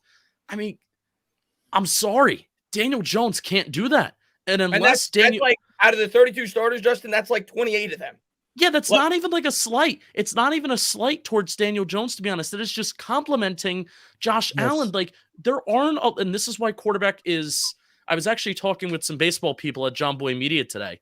And, all right, I was talking with Trevor Plouffe, if you know who Trevor Plouffe is, former Minnesota Twins player. And he's like, football's such a weird sport where it is like so quarterback dependent. And I'm like, you know what? Like, yeah, you could be like Jimmy G, or you could be like the Rams for a couple of years with Jared Goff, and those 49ers, those teams can, get to Super Bowls, but you want to know what? You're not going to win a Super Bowl unless you got that quarterback. And what other sport, maybe besides basketball, where you have that superstar? Yeah. Here's what I'll say to people that argue that point. You can, but you can't consistently compete. It's so hard. It's so hard. Like the Eagles did with Foles, right? Like the Niners were this close with Garoppolo, but 2 years ago. But consistently, if you want to be a team that's consistently competing year in and year out, sure. Could you have an outlier year if you have an incredible team around said quarterback? Sure. But if you don't have Josh Allen, if you don't have Pat Mahomes, if you don't have Justin Herbert, if you don't have Joe Burrow, if you don't have one of these top high-end quarterback prospects, it's going to be hard to be consistently at the top of the league in the NFL. Yeah, but again, just off-platform improvisation. I'm like, that's the whole thing with Daniel Jones too. When things break down, when the play breaks down, and now his pocket mobility did improve a lot this year. Yes, but his improvisation to go outside the pocket, throw on the run, throw across his body, that's just things that he can't do. And Josh Allen can do that in his sleep. Yeah, it's God-given. It's God-given. Yes, it is. Yes. So that's a situation where I'm a big stats guy. I like analytics. I like stats. So that's a situation where I saw some Eagles fans were doing this too. First 2 years of Josh Allen versus first 2 years of Jalen Hurts. Don't put yourself through that. Don't like, oh, look, here are Daniel Jones' stats. Here are Josh Allen's stats. Don't put yourself through that. This is a situation where the stats tell a different story than just use your eyes and look at the quarterback talent. And it's unfortunate, but it's just kind of where the Giants are, and good for the Bills. It's where they are. Yeah, for sure. Zeke. Oh, go ahead, Joel. I just wanted to kick out of here, but before you guys got into that, I do appreciate you having me on. I know I got background noise. She's getting animated back there, and I got another stream I got to attend, but I appreciate the offer. Chris, thank you very much. Hey, who thought I ever thought I'd be this busy with this YouTube thing? Justin, keep up the good work, my guys. I love watching your channels and Bobby's breakdowns, man. So stay warm, guys, in New York. Watch out for that snowstorm. Make sure you're prepared, fellas. You had all that 30 inches of snow coming. So wow, I didn't know it was gonna be that much. Wow. Yeah. But Joel, man, thank you so much for coming on. You've been a great long-time supporter of the channel. You started doing content about a year ago, so I appreciate you for coming on, and enjoy the rest of your night, buddy. Yes, you too. Later, gentlemen. Later, chat. Be good, Joel. We're gonna get LA Sports on next, and then I see Ms. Rai just popped in as well.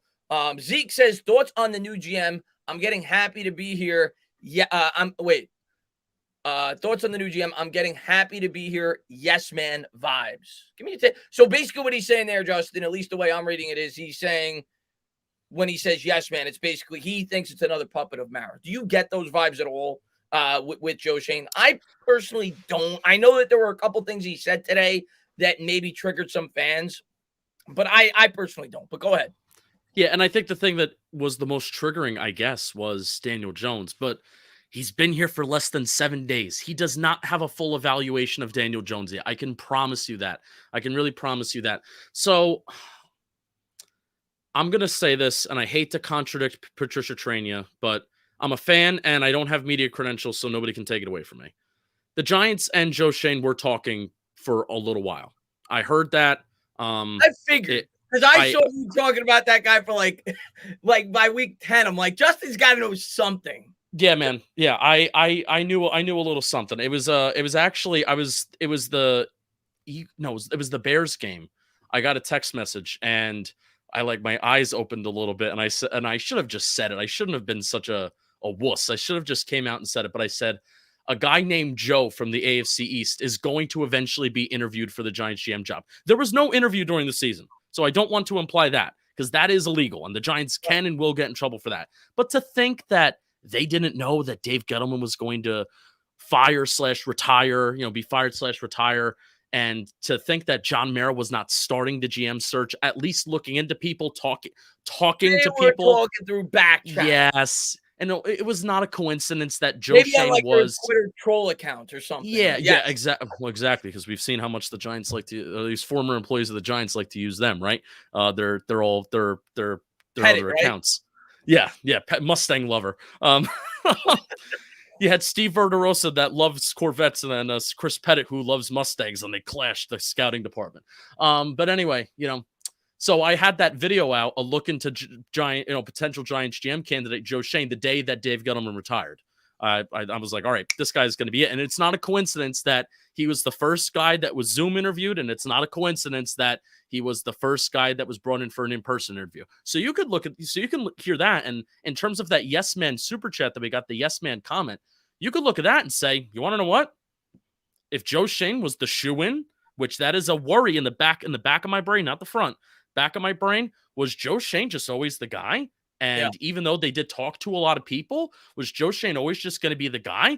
I'd like to think not. I'd like to think it was a legit search, but that's the contradiction to him being a yes man. But here's why I think Joe Schoen is the guy, and I like him, and I liked him the most out of all the candidates. I didn't like him the best just because I got a tip. I liked him the best because I like Peter, but I like Shane a lot. I like Peter's the best though. Here's the difference, in my opinion, in the two. And Shane talked about this today. A little line he dropped of, it's not just about sitting behind a computer and scouting. It's not just about, it's not just about sitting in a desk and scouting. The analytics line. I know you like that. Well, I like the analytics part, but also Joe Schoen seems to have the most experience of running a complete process. It's not just about scouting, and that's what Dave Gettleman taught us. Where there was a little bit where we were like, Dave Gettleman's a good drafter, but he's bad at doing everything else, right? Now we know that Dave Gettleman was not a good drafter, and he wasn't really good at doing much of anything. But that was a narrative that was existing for a little while about Dave Gettleman. Good talent evaluator, but bad GM, and that kind of blew my mind at times. So the the trepidation with Adam Peters is that, are you more than a talent evaluator? Can you actually run a complete process? The Buffalo Bills during 2017, when Brandon Beane and Joe Schoen came into the building, they didn't have a scouting department. They didn't have an analytics department. They didn't have pro personnel people. They had nobody. They had to first hire. Shane was his first hire. Yeah. They had to rebuild that organization and that process from the ground up. And what do the Giants need to do? They kind of need to do exactly that. Joe Schoen did say today during the press conference that I'm going to give people the opportunity to kind of show what they're about. And if you can be a good teammate, you're going to be kept. But when a reporter asked him, do you have the autonomy? Do you have the freedom to bring in your own people? He said, yes.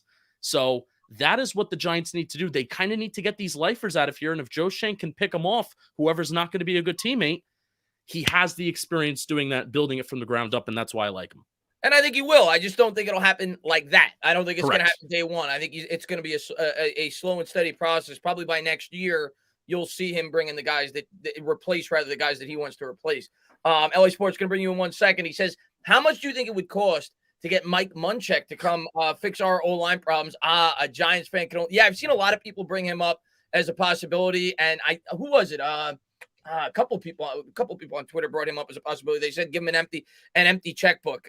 Listen, Rob Sale, to me, I don't know much about him. I mean, because he didn't have much of a chance. The only, obviously Andrew Thomas really improved this year, but outside of that, what was he really working with? I mean, he had Billy Price, he had, all these guys, and that's another position that a lot of people don't talk about in the coaching staff. That we've had, how many offensive line coaches? We had two last year, right? Yeah, we had 2 last year, really 3, because Judge kind of stepped in for a bit. Yeah. And then we had a new one this year. We had a new one the year before that. There's been no continuity there. I would love to bring in a proven offensive line coach that could get this team situated and going down the right path. Yeah, give him the bag. Yeah, give him the bag. Give him whatever he wants. He's just his own line coach. Yeah, I mean, I figured that's what you meant. So Vic Fangio, just again connecting the dots, because that's what all this coaching thing is. Connecting the dots. Vic Fangio was head coach of the Broncos, and I'm pretty sure Munchak was the offensive line coach for Fangio in Denver. So you bring him over here, he can make a phone call. I would love Vic Fangio. There you go. I would too. Him and Graham are 1A and 1B right now. I would love Vic Fangio. LA Sports, you're muted. If you want to unmute, you're live now. I'm just going to read this real quick. Duncan says there's no quarterback or team, anyone impact player. There's no quarterback or team, any one impact player away from a Super Bowl roster. Stop saying trade the picks. It's a dumb combo that obviously won't happen. I don't think we're trading the picks. You mean for a quarterback? I'm assuming that's what you mean. When we were talking about the trade earlier, we were talking about trading down to accrue more draft capital, not less. So I don't think we're trading for Watson. I don't think we're doing that. I think the Giants are going to think long term, kind of what Shane had to say today. And for all the people that were dreaming about Deshaun Watson, get it out of your head. It's not going to happen. John Mara came out and said it, didn't beat around the bush.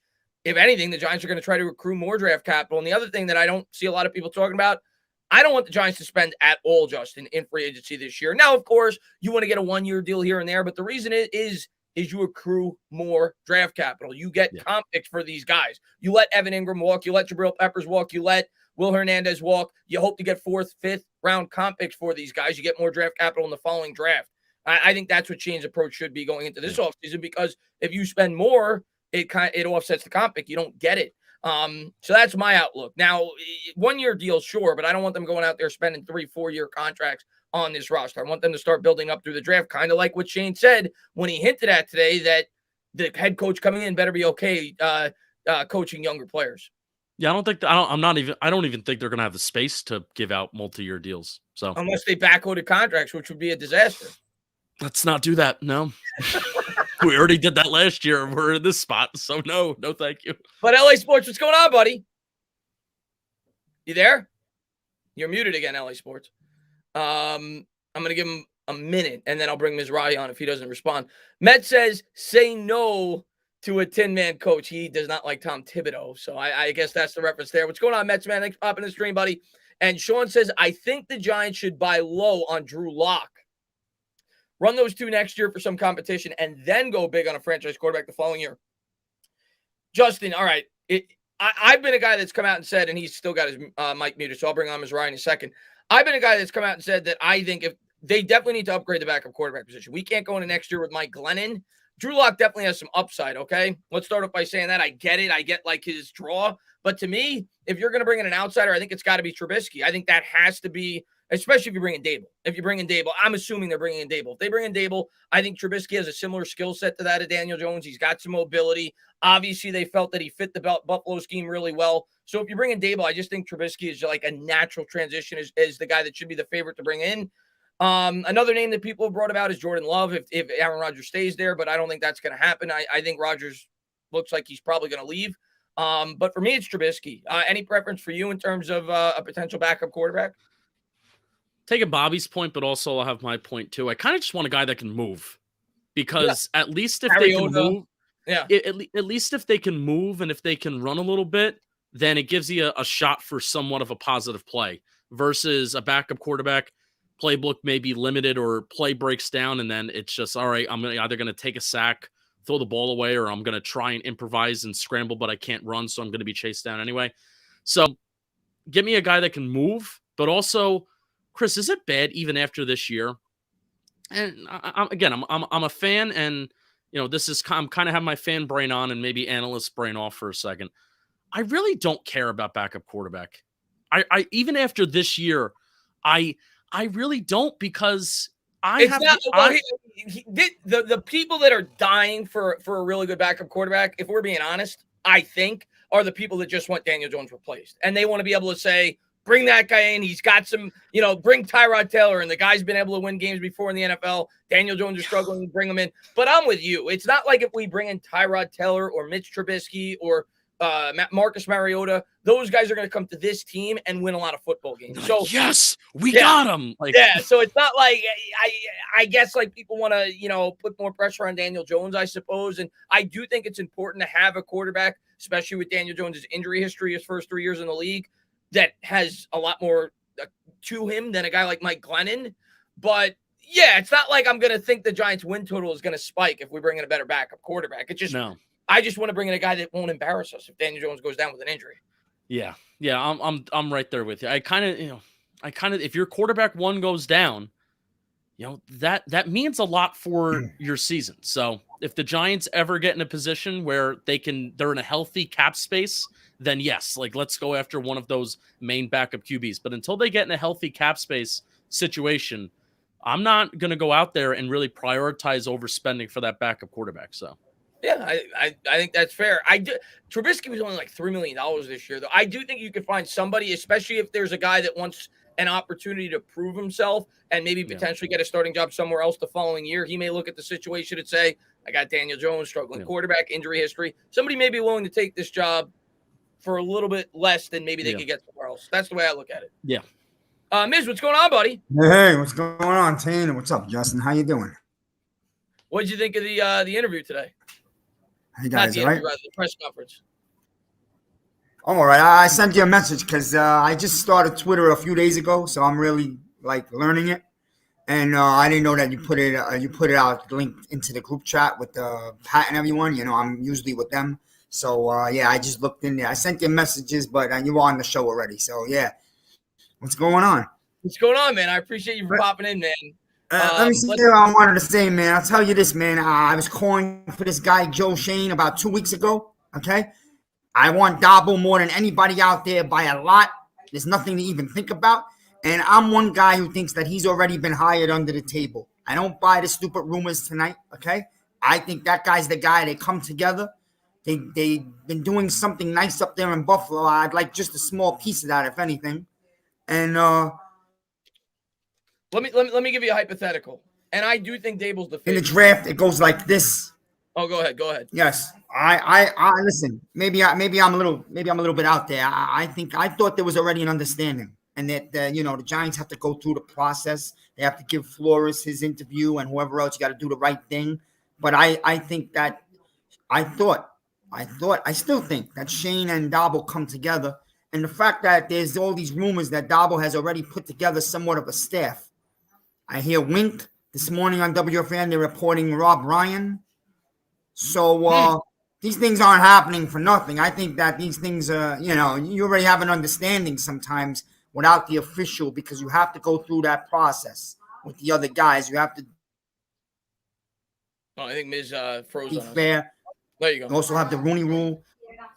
So listen, I'm hoping We'll it's see. Daboll. I like Daboll. We'll see. I'll tell you my concerns about Flores, entertainer. Go ahead. He reminds me a little bit of Judge, a little bit arrogant, where he gets into it with people. He's a little bit arrogant, man. And we just went through that.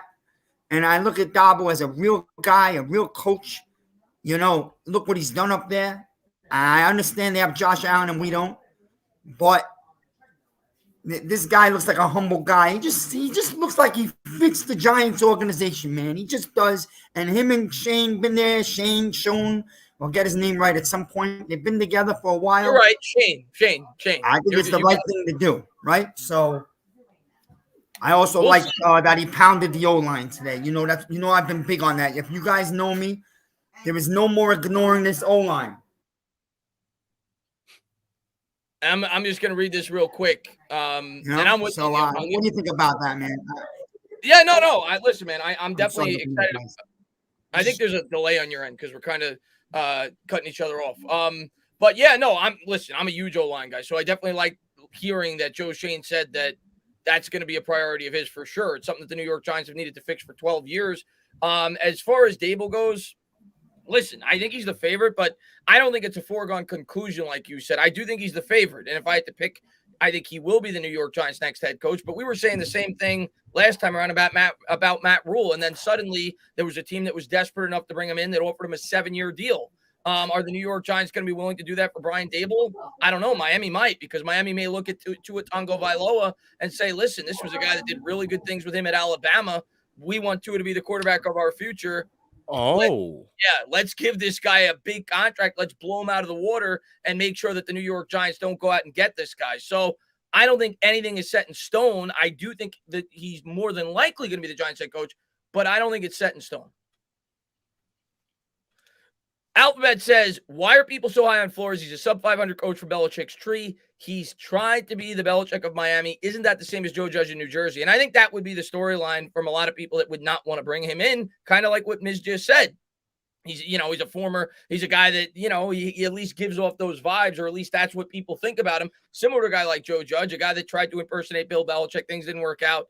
But the sub-500 thing does not bother me, because if we're being honest with ourselves, that Miami team was dreadful. For him to get the record he did out of that team the first year he was there was really good. People thought they weren't going to win a game. People were saying 10 for Tua Tagovailoa. They won 5 games. The next year they won 10. So I'm not going to judge him based off his record, because in my opinion, for the situation he stepped into, it was kind of similar to the situation that Coley stepped into with the Texans, where you were like, this guy's going to win 2 games at most before the year started. And I think he actually exceeded the win total that a lot of people thought that he would have when he took that job. Yeah, people were disgusted, like flat out disgusted with what Miami was doing in 2019. And then lo and behold, they somehow snap their fingers and they win 5 games. I mean, Flores, he wins football games. I mean, it's not pretty.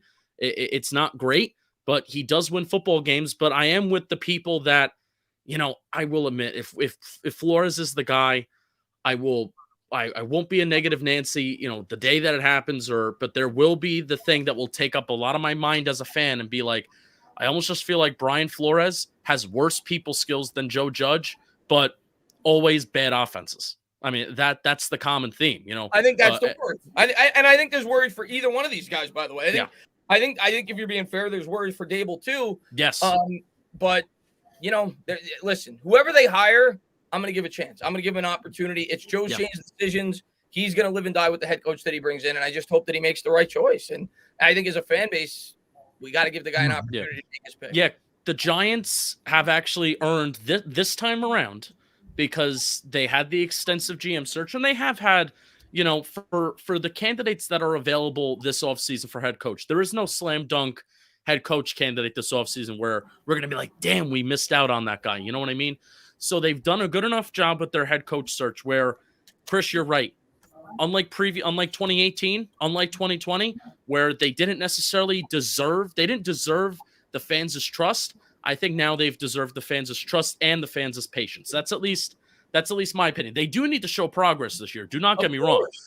We can't be having just 9 points a game through the final half of the I think final that's second where half of the fan season. base's mindset is, Justin. I think it's well, I can't say everybody. There's definitely going to be some fans where if you don't make the playoffs, they're going to want everybody fired every year. But I think the majority of the fan base is what you just said. Even if we go out there and win 5 or 6 games next year, but we see progress in those areas. The offense is not 31st in the league. You start to see more of a modern day approach. You start to see some kind of a semblance of an offensive line, and you start to see forward growth. I think most Giant fans would be like, okay, we're starting something. Let's continue to build going into year 2. I think that's what the mindset is going into this year for a lot of Giants fans. Not every Giant fan, but for a lot of Giants fans. Miz, anything else you want to say? I know you said you had to you're cutting out, man. I don't just saying that, but I just wanted to talk about the first 2 picks in the draft, my part. But real quick, I make a case that if you build this O-line the way we should have a long time ago, but anyway, we have the opportunity this draft because I think there's some pretty good players on the O-line coming into this draft. And if the Giants do the right thing, I'll make a case with the schedule I saw and the weapons, because we do have weapons, whether people want to believe it or not. We just didn't get a chance to show it because, again, we had no O-line and everything went south. But I can make a case you can win 8 games next year. You maybe even slip, get lucky, and win a 9. You could. So, it's the NFL. It's the NFL, right? So right. The Eagles just did it, right? The Eagles did it. Yeah, I'm not going to go into the season with those expectations. I'm going to want growth, and I'm going to want a team that's starting to show something as the season progresses. But if they win 8 or 9 games, great. It's the NFL. Nobody thought the Eagles would do it this year. So maybe with better coaching, staying healthy, that's another major thing. You talk about the weapons. We have none of them can stay healthy. Right. If they could stay healthy and we get some kind of a semblance of an offensive line and a better offensive scheme, who knows? It's the NFL. Anything could happen on a year-in, year-out basis. But Miz, go ahead, Miz. Go ahead. No, I'm just. I had this argument with other people. You'd be shocked how healthy players can be when you win a few games earlier in the season. All of a sudden, you'll be shocked when things are going right, how suddenly you can play with a little injury on your toe, or you know what I'm talking about. True. No, right. Players with much in a real quick. I know I got to get me off. Thank you for having me. Number 5, I want the tackle from Carolina. If he's there, if he could be there for us, Equanu. And number 7, there's a guy I've been in love with. I'm in love with Lindenbaum so much. He's like almost a must-have for me. Listen. Now, you put those 2 on the line, I promise you have yourself a real offensive line. I'd be happy if you end up with that, Miz. No doubt about it. But, Miz, man, thank you so much for calling in, man. And enjoy the rest of your night, buddy. Be good, man. Have a good night. Thank you. Be good, buddy. Chris, before you read a super chat, because I know I'm picking up on your routine here. I just want to say what am I about to say? The Daboll to Miami rumor. Did that start with an account that had 1,500 followers? I don't know. Just Twitter's a scary place because you get people that there's this one guy. I think it's like NFL film breakdown, and people always like bring me to him because he's been right on a couple of educated guesses. There's no way the guy's an NFL insider. He's got like 1,500 followers, like you say, and everybody believes the words that come out of these people's mouths. So who knows where these things spiral about? But I do think the Miami. I mean, he's been interviewed by Miami. They brought him in for an interview, and I think it's because of the ties to Tua why they bring him in. That was from Pat Leonard. The Daboll to Miami was from Pat Leonard. Here is the thing that had the 1,500 followers. Cam Marino with 1,893 followers, but he has a check mark. It was the Ken Dorsey as OC and Wink Martindale as defense coordinator. That is the thing that I don't really believe either, to be honest, even though Pat Leonard has been right about some things, but I do think some people are feeding him information to kind of boost up Daboll's value. But the one where I've seen a lot of people talk about Wink Martin, even Hub, Hub brought it up earlier, Wink Martindale's defense coordinator. If again, look at the sources, and if even if he has a check mark, the guy doesn't have 2,000 followers. We have more followers than he does. Yeah, man. That's the thing. And I hate to judge people by followers, but you kind of like have to sometimes. You can get 1,500 followers on Twitter in a month if you try hard enough. So yeah. Ask yourself that sometimes. I think sometimes people just want to have a rumor to talk about. V-Man says, for all the people praising Flores for beating New England while ignoring how he went 0-6 versus the Bills, was outscored 216 to 106, being a fool. I know V-Man's a big Jets fan. So, yeah, I mean, listen, the guy, like you said, he did have a good record against New England. I think he beat him 3 out of the last 4 times he played him, if I'm not mistaken. To be fair, I mean, Buffalo's a much better team than Miami. Yeah. I mean, a much better team. Here's another con against Flores, and you look at this year. So they started 0-7, and what has been the Giants' struggle? They've had very slow starts as the years have gone on, right? And this even goes back to Coughlin of having slow starts, and then they win games in November, December. Do they matter? Does it matter? Ownership thinks it does. Fans don't think it is, and it's the round and round cycle. So Eduardo Lamboy, not sure if he's in here, but he left a really good comment on our YouTube channel a couple days ago. Flores benefited from having the softest second half schedule in the NFL. Beat the 4-13 Jets twice. Beat the 4-13 Texans. Beat the 4-13 Giants. Beat the 5-12 Panthers. Beat a third-string quarterback in New Orleans named Book.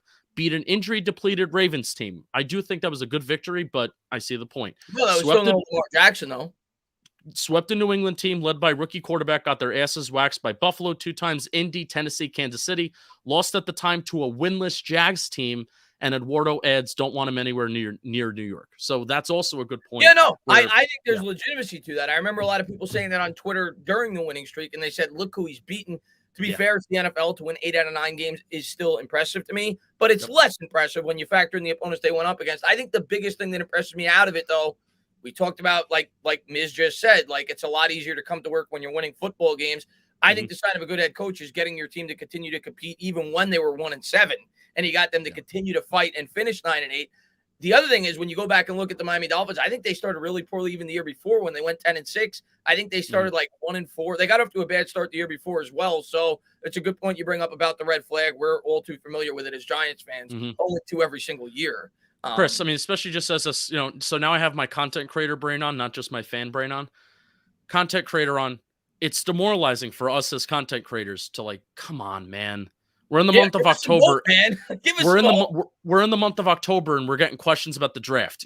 For just to let everybody know, when I love you all, but when you ask us questions about the draft in the month of October and November, Chris and I want to punch ourselves in the face about 100 times because it's like, come on, man. Justin, 2 years ago when the Giants got off to the 0-2 start. And again, I've never been the biggest Daniel Jones fan. I like Daniel Jones. He's the Giants quarterback. I root for Daniel Jones. You root for the guys in blue. I root for the guys in blue. I don't care who the quarterback is, right? After they got off to an 0-2 start, I had people, and it was a topic, whether or not the New York Giants should tank to get the first pick to get Trevor Lawrence 2 weeks into the season off a year in which Daniel Jones, I think, had the second most touchdowns ever by a rookie quarterback because they started 0-2. I don't want to talk about that stuff 2 weeks into the season. It's crazy talk. Duran, man, thank you very much, man. Trade the number 7 down to the Eagles for 16 and 19. I mean, I would love to do that, but why? I mean, I guess the Eagles would trade with us. They did it last year with the Cowboys, but I don't see it happening. I don't think the Eagles would want to trade with the New York Giants, give them that draft capital. They'd probably find another trade partner they'd want to trade up with. I doubt it. I know when you're doing your mock drafts, that's an ideal scenario based off value, but I don't see they're a trade partner. The teams that I think are a trade partner, Justin, I think Atlanta's a potential trade partner. I think they could potentially use a quarterback. I think they're picking 8 or 9. I think Minnesota, who's 12, is a potential trade partner. And there's another team. I can't remember. Denver, that's it. I think they're 9. So I think those 3 teams are the potential teams that the Giants could potentially trade down with. Yeah. And Ruben, man, thank you so much, man, for the super sticker. Appreciate it. I'm going to try to catch up on these. Justin, man. Justin, by the way, I just want to say thank you for spending time with me tonight, man. You didn't have to do it. It was kind of a last-minute thing, so I appreciate you coming on. And if you guys haven't done so, you should know Talking Giants by now. Their YouTube channel is awesome. Link is in the description. Go over there and check them out, man. But, Justin, thank you so much for coming on. I appreciate it. Yeah, thank you. Let's go through these super chats. Let's go. Ruben says, wow, an all-star team here. How do the Giants figure out the tight end position, draft and or free agency? Yeah, I think that's a good question. I think it's a position a lot of people don't talk about due to the fact that I guess it's not the sexiest of positions to talk about, whatever, but the Giants are going to lose Evan Ingram. I think they're going to let him walk. I think they're going to cut Kyle Rudolph. It's going to save him $5 million. So it's a clear hole. Due to the fact we don't have a lot of money, I think it's going to be draft. I think the Giants are going to try to find value at the tight end position, maybe in the 3rd or 4th round area. I think that's what you're looking at, but I think they'll attack it in this year's draft. When I do my 7-round mock drafts, that'll definitely be one of the positions I have them taken, probably with one of those 2 third-round picks, if not the 4th round pick. Yeah, there's a lot of exciting guys at the Senior Bowl that we've started to look at, and two guys that I have in mind. Well, how about three? McKay, I think his last name, from Ohio State, McBride from Colorado State, I've heard him a lot. and Jake Ferguson from Wisconsin. These are guys that you may have to take. McKay, maybe not the second, third round, but Ferguson third round, and then McBride possibly second round. I wouldn't mind that, Chris. I mean, you look at George Kittle. Now, George Kittle was taken in the fifth round, but that's such an exception of he's a superstar. And if you think a guy, you should take him where you deem necessary, right? But if you can get a tight end in here that is versatile, that can block, that can catch the ball, that can run routes, and has yards after the catch ability, where he's tough and he's physical and he can run over guys through that way, that changes a football team. I mean, look at the tight ends that, even if they're not on the Kittle, Kelsey level, I mean, having a tight end that can do multiple things for you, even Gronk at an old age, Gronk's incredible still. It changes your entire team. Where Evan Ingram right now, he's a good effort. Let's be real. Ingram's not a tight end. He's not a tight end. He's not a wide receiver either. That's also the thing. He's a hybrid. He's a hybrid. He runs it like Chris. Name me what does Evan Ingram? Who he is? He's Chase Claypool, just at the tight end position. That's what does. Yeah, go ahead. What does Evan Ingram do well besides run a straight line? I think he's decent at creating separation, but it's off of mismatches when he's going up against linebackers due to his speed. Again, straight line. Yeah, but his hands are nothing. Are not that good. He's not the best route runners. His blocking's gotten better, but it's still nothing. Again, effort. It's all centered around effort, and I'm kind of done. Like, if I'm seeing on a scouting report, or if I'm watching, my, my guys that I'm preparing for, if I see that, oh, you're trying hard, but you're not a good blocker, sorry, you're kind of off my board for the Giants, because you got to come in here and you got to block. Yeah. That is, when Evan Ingram's on the field, he is a liability, even when he is the backside blocker. I mean, how many times this year have we seen, and this is just in the NFL in general, how many times have we seen specifically for the Giants, though, this year? They try to run it to the left side. Nate Solder allows that backside defender and that backside edge rusher to make the play on Saquon Barkley, Devontae Booker. And it's the same thing with Evan Ingram. You try to hide him, and then he'll allow a backside defender to make a play. We just can't have that. Can't have the liability on the football field, and that was the frustrating thing about not using Caden Smith. But I digress. I do think the Giants should really try and invest second, third round pick if it makes sense for them, and if they like them, a guy like McBride and Jake Ferguson are two guys that I really like, and they're going to be at the Senior Bowl, and we're going to be covering them next week. I wouldn't be upset with a second round tight end. I wouldn't, because it helped, like you said, it also helps your blocking if you bring in a guy that's an all-purpose tight end. And ironically enough, and Chef, sorry I got to this so late, he says, Chris, can we get Patricia Traina's opinion on Caden Smith? You know how much I love him. Let's fix the O-line this year. Fingers crossed DJ and Saquon step up. Hopefully you're still here, Chef. As far as your question about Caden Smith, well, she's not here, but I will relay the question. But let's get your opinion on him. Now, let me say this. Chef makes a prop bet before every single New York Giants game, and he bets that Caden Smith is going to catch the first touchdown, because it's like 50-1 or whatever the odds are. And he still hasn't hit on it. And he does it before every single game. Caden Smith, at least in my opinion, was a guy when the Giants brought him in. He was drafted by the Niners, I think, in like the 5th or 6th round. And we know the Niners, like you said, with George Kittle, have a knack for finding tight ends. We also brought in, what's his name? The guy we cut this year that was supposed to be a good blocker. Why does the name escape me right now? Levine Toilolo. Well, he got hurt. Yeah. He got hurt. Oh, he got hurt. That's right. He was a 49er guy as well. So we kind of brought in two former San Francisco 49er tight ends. But Caden Smith was a guy, his first year here, displayed a lot of chemistry with Daniel Jones. I think over the last 8 games or however many he played, if you pro-rated his numbers, it was like a 700 or 800 season over a 16-game year. He was playing well with Daniel Jones, and since then they really haven't utilized him in the offense. They've used him primarily as a blocker, kind of in the H-back role at times, and really haven't used him in terms of the passing game. But maybe he does get it. I think he will more than likely get an expanded role, even if we draft a tight end this year. Yeah, I think Caden Smith is going to be tight end 1 next year. Yeah. Now, Caden Smith is not great, but he's not bad. I think he's probably one of the more reliable and safe football players on the team. I don't think he's an exceptional blocker, but what he does very well, and unfortunately defenses found a way to stop this year, what he does very well is kind of being like that that lead blocker going up an A or a B gap. And that was like one of those Giants running plays that they would run where Caden Smith almost serving as a fullback, except he would pull across the line of scrimmage and then run up that A and B gap, take out a linebacker, take out whoever he needs to take out. And that was a big part of the Giants' rushing success in 2020. And Caden Smith was a huge part of that. But I think defenses found a way to like, hey, this is the only play that's working for the Giants. Let's work on stopping it. And then they stopped it in 2021, unfortunately. So Caden Smith is very safe. I do not think he's gotten enough opportunities.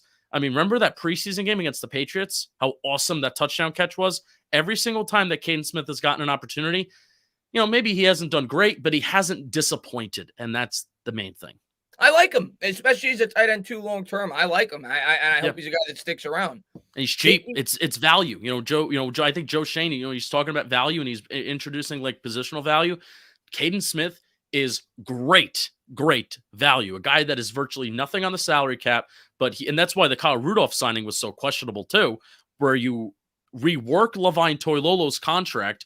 You don't trade Evan Ingram. You sign Kyle Rudolph, but you have this really good value player in Caden Smith, and he's just on the bench. It just makes no sense. I tried to make sense of it because that's just my mind. When like they make a move, I didn't like the Rudolph move, but I tried to make sense of it. I'm like, okay, they brought him in to try to help the red zone offense, which was the worst in the league the year before. That was my take because the guy was known to be a guy that scored a lot of touchdowns from within the red zone. But yeah, that signing just never made a whole lot of sense.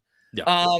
JT says, I feel like John Mara is almost a lazy owner, I think you mean to say, and has got a wake-up call and wants to fix the Giants. What did he say about Watson? Well, he didn't say anything mean about Watson, but he basically said that the reason he doesn't want to bring in Watson, I think we know the reason. Whether or not you think that should deter them from bringing him in or not. I mean, the 22 allegations off the field. I think that was when a player is being. But I mean, that's when not when a player is under investigation by the FBI, that should kind of bring you pause as to whether you're going to. The other thing, Justin, that I'll say, and I didn't mean to cut you off, but I'm just thinking about it as you're talking. One thing that I think a lot of people aren't taking into account with the Deshaun Watson thing, he still has not been suspended by the NFL. Yeah. So if the Giants were to trade for Deshaun Watson in this hypothetical world, which obviously now is not going to happen, he may not be able to play the entire year. He's definitely going to miss time. Even if he's not guilty, they're going to suspend him. He may not even be able to play the entire season next year. Yeah. So I just don't see it happening. Abe says, if Daboll is the head coach, hope he brings in Ken Dorsey with him as the OC because he would be great for DJ and his development. He's been there since Allen started. Listen, in an ideal world, Abe, I think that's great. I don't see it happening because if Josh Allen, he's done great things for, and obviously Dorsey has something to do with that. If he loses Daboll, he's going to tell the Buffalo Bills, give that guy whatever he wants and promote him and make him the offensive coordinator. So I don't see him. Maybe I'm wrong, but I don't think the New York Giants will get him. I think he'll stay in Buffalo. If I had to guess, if we were to hire Daboll. Yeah, I'm with you. And TBD, we'll see. To be determined. Anything could happen, but I don't think it'll happen. John says, do you think a wide receiver will be addressed as well? Shep probably gone. We are left with Butterfinger, Slayton, injury-prone Kadarius Toney, and Kenny Golladay. We don't have anyone there.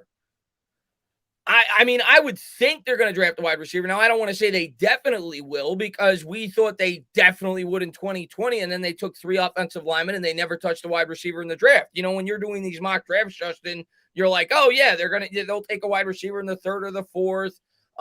This past year, yes, he was hurt, but they did draft the 1st-round wide receiver. They did sign Kenny Golladay.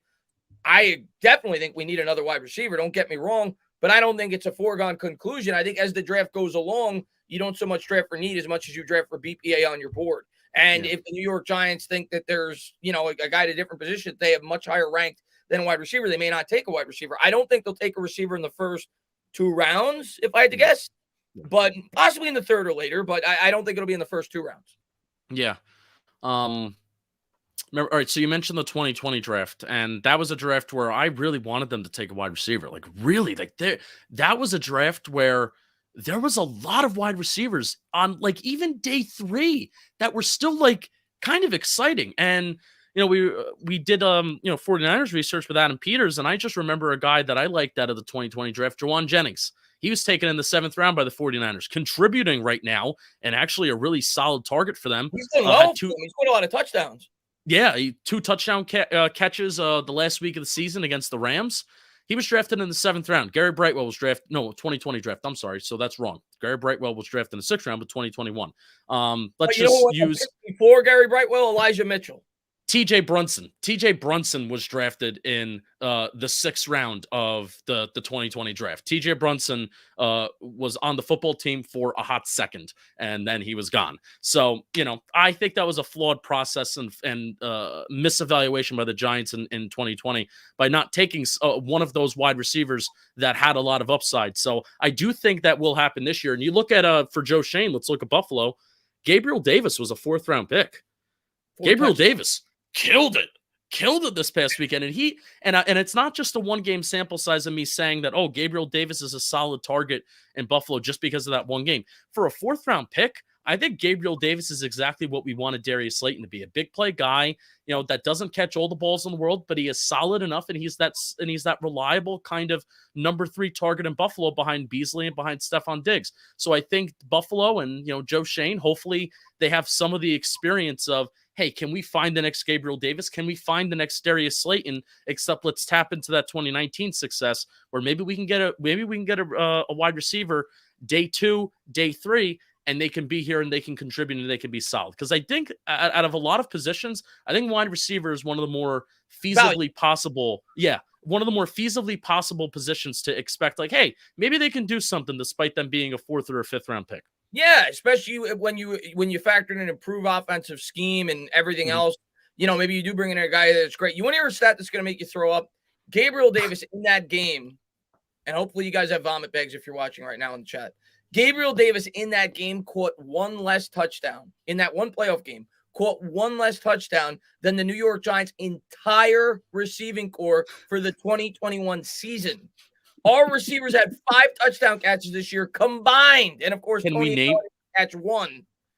Gabriel Davis had 4 in 1 game. Can we name the Giants wide receivers that caught 5 touchdown passes? Pettis caught 1. Did Shepard catch 2? Shepard definitely caught at least 1. I think he might have caught 2. Okay. Slayton. That's 3. Ross is 4.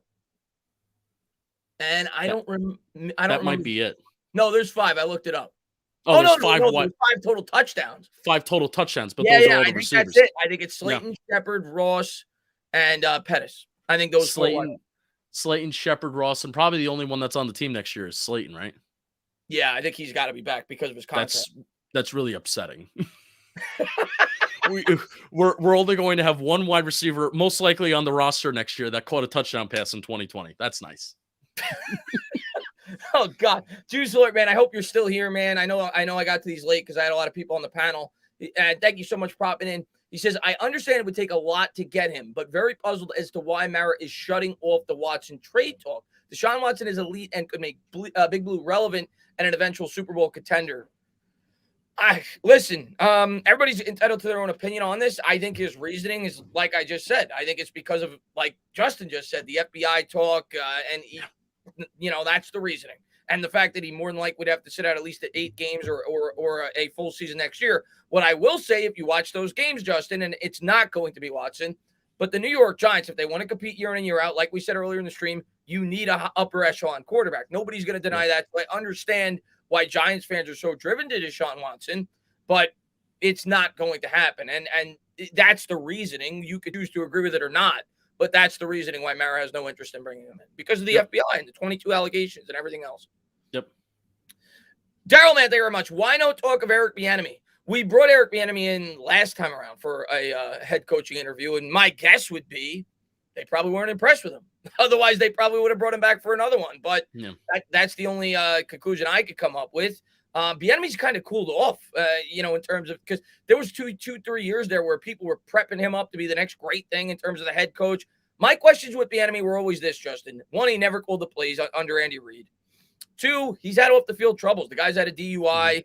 He's had a couple things like that, and that was always my guess as to why maybe he didn't do so well in the interviews. But my guess would be he probably didn't. The Giants probably weren't super impressed with him last time around. They brought him in for an interview, much like Don Wink Martindale and a couple of other potential candidates.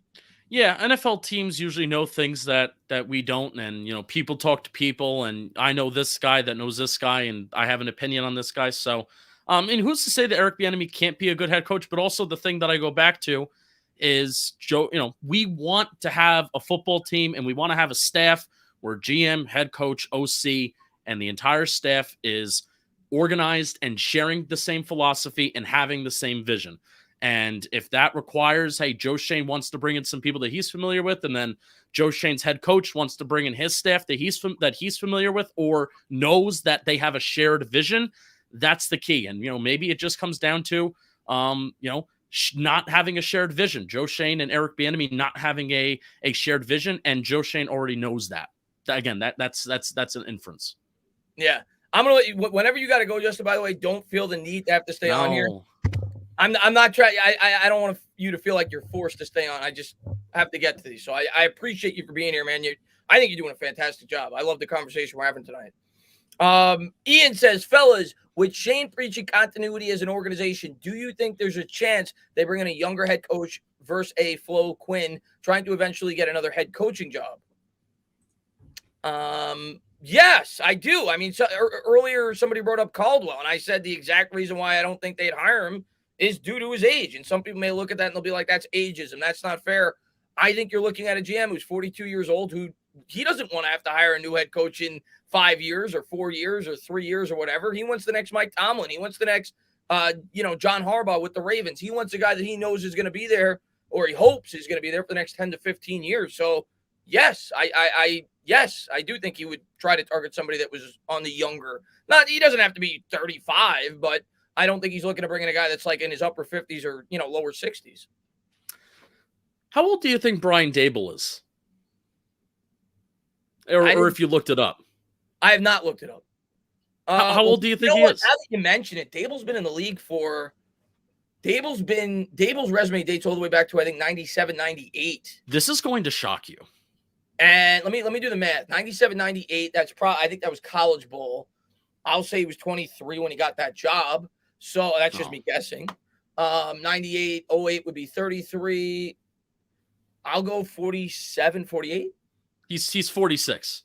46. Now you did the math, which is not fun because that's logic. All right. No, but don't you look at him and you would think that he's older? He's got the beard and everything. Yeah, because of the beard and the shave. Yeah. Is 40? I don't know. My brain says 46 is relatively young. I guess it is, right? I mean, it's not McVay young, who was 32, or Joe Judge young, who was 38, but it's still relatively young. Yeah. So, I mean, I would say Brian Daboll, despite him, I mean, I like that he's 46, that he's been in the NFL for some 20 years. They're cool. Yeah. I'm with you. Viz says, my family are Dolphins fans. There's me, a Giants fan. My family are Dolphins fan, then there's me, a Giants fan. Well, your family's probably not going to be super happy this next year either. You guys, I think, traded away draft picks as well this past. Oh, no, wait. Did they? Yeah, they did, right? Because the Eagles have their pick. Well, your fun fact for your Dolphins family friend, whatever, I said that really wrong. The fun fact is when Brian Daboll's hired as the head coach for the Giants, you could say, haha, we got your offensive coordinator from 2011. Well done, Justin. Eddie says, Quinn, 1 Super Bowl ring and 1 Super Bowl appearance. He turned that Cowboys defense around. This roster strength is on the defensive side. So Eddie's making a case for Dan Quinn. Here's what I'll say about Dan Quinn. When Dan Quinn's name got announced as a guy they were bringing in for an interview, and again, he's not my dream candidate by no stretch of the imagination, I was shocked. And I don't know about you, Justin. I was shocked at the backlash that it got from the New York Giants fan base because, again, it's an interview. And you're talking about a guy that went through an interview for 3 other NFL organizations. It's not like the guy's had no success. Like he said, he went to a Super Bowl as a head coach with the Atlanta Falcons. Yes, I know. I'm well aware they choked away a 28-3 lead. I think that had a lot more to do with Shanahan's play calling. But regardless, he lost. He blew a lead in the Super Bowl, and the team, completely folded on him the next 2 years. He's not the guy that I want. I'm not pounding the table for him. But I don't think he's an atrocious guy to bring in for an interview. And like he said, he did a pretty good job with the Dallas Cowboys defense this year. Yeah, it's strange. I kind of flip flop between him and Flores. If here's like my list. I have Daboll 1, Flores 2, Leslie Frazier 3, Dan Quinn 4.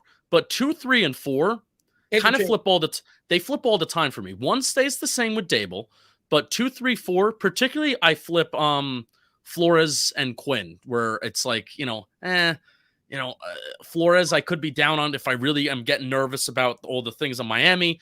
But here's why Quinn I'll say no to. And this is I'm a guy that likes to think with logic, have some numbers behind me. The 28-3 thing doesn't register on my bother scale. What registers on my bother? It's correct. It's also Tom Brady. What registers on my ticked off scale is you look at a lot of his defenses and the years that they have been successful, they've also been top 10 in turnovers. And turnovers and trying to predict defenses that are going to have a lot of turnovers year in and year out is a very, very hard thing to do in the NFL. You can have 1 year a defense is forcing turnovers left and right, and then another year. And yes, and this is Dallas. So I want everybody to watch Dallas's defense next year. If they are not producing turnovers at the same rate, which they won't. What kind of and again, it's very hard to force turnovers at a very high rate year in and year out. Fun fact, the only exception to that rule is Leslie Frazier. His defense has forced turnovers year in and year out, and he actually has a lot more of an impressive defensive resume than Brian Daboll's offensive resume. But anyway, I digress. Frazier did well with the Vikings too. Yes. Yes. Especially when you consider the quarterback situation that they had. Christian Ponder. I was talking more along when he was a DC there. Yes, when he was a DC there. Yeah, not head coach. But that's the worry with Quinn, is that defenses are largely relying on forcing turnovers at a top 10 rate. And then also the years in which they were best in Atlanta, it is when you have Kyle Shanahan as offense coordinator. And 2016, the year that they made the Super Bowl, Matt Ryan won MVP, Kyle Shanahan OC, number 1 offense in the NFL. They had one of the worst defenses in the National Football League. And when you are a defensive coach and you consistently have bad defenses, that's kind of a red flag on my book. That's almost why Mike Zimmer got fired, because Mike Zimmer, year after year, I feel like has good offenses and offenses that could put up a lot of yards and a lot of points. But eventually there came a point where it's like, dude, you got to get your defense together. You're a defensive coach. Yeah. So that's where I am with Quinn right now. If he can get it, if we know that he can get a good OC in here, great. I guess let's do it. I think that's the way I am with all those defensive candidates. Yeah. Flores, Quinn. Again, I am not flipping out no matter who they hire. I'm going to give this head coach an opportunity. Shane's making the pick, and I'm going to hope that Shane makes the right decision. But I am not going to cry if they bring in Flores and they bring in a really good offensive coordinator. And the same can be said for a guy like Dan Quinn. Again, not my ideal situation. It's not what I want. You don't always get what you want as a fan. And a lot of times as fans, you got to be honest with yourself. We're wrong. So let's give the guy that's getting paid to make these decisions, make the choice. Let's see if he goes with Daboll. And if he does, hopefully makes the right choice. Get back with Ashton Griffin says, to whoever super chatted about the media route, I'm studying multimedia journalism in NCANT. It's going to be a process. You just got to work. That's kind of what Justin said earlier. Beautiful. It's anything in life. You got to work, right? You got to grind. You got to work hard. Bryce says, how you doing, good sir? What's going on, Bryce? Thank you for popping in. Pimp named Slickback says, Daniel Jones and Flores. Yeah, good luck with that. Also, again, the term of a good or bad quarterback class is myth, talent, upside, and situation matters. Situation is the most important thing for me. Yeah. I mean, talent, of course, but situation too. Like, here's what I'm going to say, Justin. And Asia, thank you for popping in. Thank you for the super sticker. Here's what I'm going to say.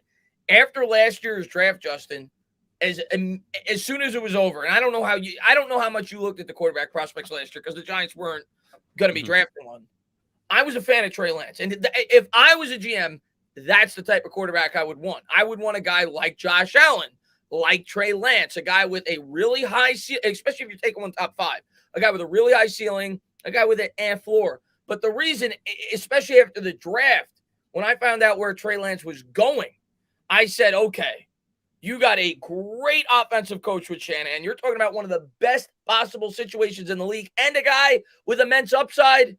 Sign me the hell up. So, yes, situation and talent, upside. Because the way I look at it, Justin, is this: if you believe in your coaching, if you think you have above average coaching, really good coaching, specifically in terms of molding a quarterback, you always go for the guy with the high upside, because great coaching should be able to get the most out of that guy's abilities. So for me, talent and coaching is and situation is the most important thing for a quarterback. Yeah, pimp named Slickback actually, I mean, makes probably the best point of the night. Isn't it going to be really a tragedy, because I think the Jaguars are a cursed franchise? Trevor Lawrence is looked at as one of the best quarterback prospects ever. Since And Andrew Luck. I think there is a better chance than not that his NFL career is going to, I'm not going to call it a failure. I think he's going to be around for a long time, but just not be as good as it really should be, or maybe can be, because of the situation and everything else around him. So yeah, I mean, that's a great point. And that's what makes, this is why the NFL, if it was easy, everybody would do it. That's a saying that my father says. And it's the same thing in the NFL, with quarterback, if you need the situation, but you also need that top tier guy. And the entire night we've been talking about the top tier guy, kind of ignoring the situation, but that's a really good comment, really good super chat. Thank you for that. Oh, situation's huge. Yeah, absolutely. Quarterback, and that's why I talk about the offensive line and improving the offensive coordinator and everything else. I mean, here, Justin, let's be real. Is Mac Jones having a good rookie year on the Giants? No. Let's be real, right? No. I mean, so the situation is very important for the upbringing of a quarterback. Yeah. Now, are there certain elite quarterbacks that could overcome almost any situation? Yeah. Justin Herbert is a prime example of it, but not every quarterback is Justin Herbert. Right. So, and no, man, thank you very much, man. He says, did anyone see how Schoen dissed Gettleman about how he messed with the O-line? What? Yeah, I did. And he also kind of talked about the magnet with the, he talked about how he had like outdated magnet board or something. That was on WFAN. I found that to be hilarious. I think, didn't Diggy put that out? Yeah, Diggy did. Yeah. Yeah. So yeah, he's another YouTuber. Yeah. He put that out of, hey, he's like, one of the first things I got to do is we got to get the magnets out of here with the draft board. We got to make things digital. And I thought that was really funny. Yeah. You know what's, Chris, like literally think of yourself, you're in Joe Schoen's shoes and you walk into this Giants organization and you see how things work. And there's probably still a freaking Wii remote in Dave Gettleman's office, or he took it home because he's playing Wii bowling or something like that now that he's retired. Oh, I also got a tip. You want another tip? I'm giving tips this, I got a tip. I have it on very, very good authority that Dave Gettleman is not going to be vacationing at Cape Cod, because you know how he said that he wants to retire in Cape Cod? He will not be vacationing at Cape Cod this summer. He will be vacationing in Greece. And I have that on a very, very good authority. That's why Dave Gettleman's his picture, his banner picture on Twitter is of Greece, and it's not of Cape Cod. Anyway, real quick, yeah. before I mean to cut you off. I know that you actually do a pretty good Dave Gettleman impression, right? Oh God. Let me hear it real quick. All right. Let me hear it. Eli and I had an honest conversation. No holds barred. He took me in the deep post and won, but when I was on the varsity, yeah, that's it. That's it. Thank you. It's pretty good. Better than I can do. Thank pretty you. Good. Thank you. All right. Anyway, so back to Joe Schoen touring the Giants facility for the first time. You walk in the GM's office, there's a Wii remote. You walk into the draft room, there's magnets. They got player names, I guess, already printed out of this year's guys, and they're organizing their board. And you're walking around, you come from this innovative, progressive organization in Buffalo, and you're like, what the hell is going on? How do these people operate? And I'm serious. This is not me dissing the Giants. That had to be his thought walking around the facility. Like, I really got to make changes around here. And it's not just with the people. Just really think about that, man. It's so crazy how behind in a lot of ways that we are, man. Crazy. Yeah. No, and I thought the same thing when you said that. And the Wii remote was hysterical by Wes Steinberg was the one that pointed that out. Oh, yes. Thank you, Wes. Our hero. LA Giants 26 says, hear me out, Hamilton. Bills are built around the secondary. It's possible. I mean, most people think that Kyle Hamilton's the best prospect in this year's class. I know that you're probably not going to be on board with that. I wouldn't be in love with it either. I know you're a big positional value guy. You don't typically want to take a safety top 7 in a draft, regardless of how good he is. But it's possible. I wouldn't be shocked, like he said, The Bills did build their defense, like we said earlier in the stream, predominantly around that secondary. But usually, if you're taking a guy in the secondary that early, it's going to be a corner as opposed to a safety. It's happened. I mean, you look at the New York Jets. They did it, 4 or 5 years ago? They took a safety in the top 4 or 5 picks. It could happen. I wouldn't be surprised, but I'm not going to be overly excited if they do it. Yeah, here's why I say no, and I'll be quick about this. If we have like a Vic Fangio, Patrick Graham, or really insert any defensive coordinator, which is most of these DCs in the NFL right now that like to run the too high system. You have Logan Ryan, Xavier McKinney back there. You know, a safety is very, very important. Xavier McKinney showed how important that having a really good safety is, but Kyle Hamilton seems like one of these football players that flies around the football field, makes plays, and if you're not going to be putting a guy like in the box, and if you're not going to be putting him close to the ball where he can make like those really like negative plays on the defensive side of the ball, positive defensive plays on a consistent basis, then it's like, is it really worth it? Where your safeties most of the time, they're not even on the screen. They're not even on the screen when you watch football. You don't even know what safeties are doing. So I want guys that, if we're going to be taking guys top tier, I want guys that you can see, guys that can present value, guys that can maybe, yes, absolutely. Get me an edge rusher. Get me an all-purpose linebacker. Yeah. Tyler says Ecom and Linderbaum for the first 2 picks. That seems to. Have you watched Ekwonu? No, I'm only on Senior Bowl guys right now. Unfortunately, none of them are going to the Senior Bowl. Okay, Ekwonu's one of my favorite prospects to watch that I've watched so far. Art says, "What do you think about Ojabo? He's the edge rusher, obviously out of Michigan. Done any research on him quite yet?" No, again, I did all my research for my edge rushers for the Senior Bowl, and Ojabo's unfortunate.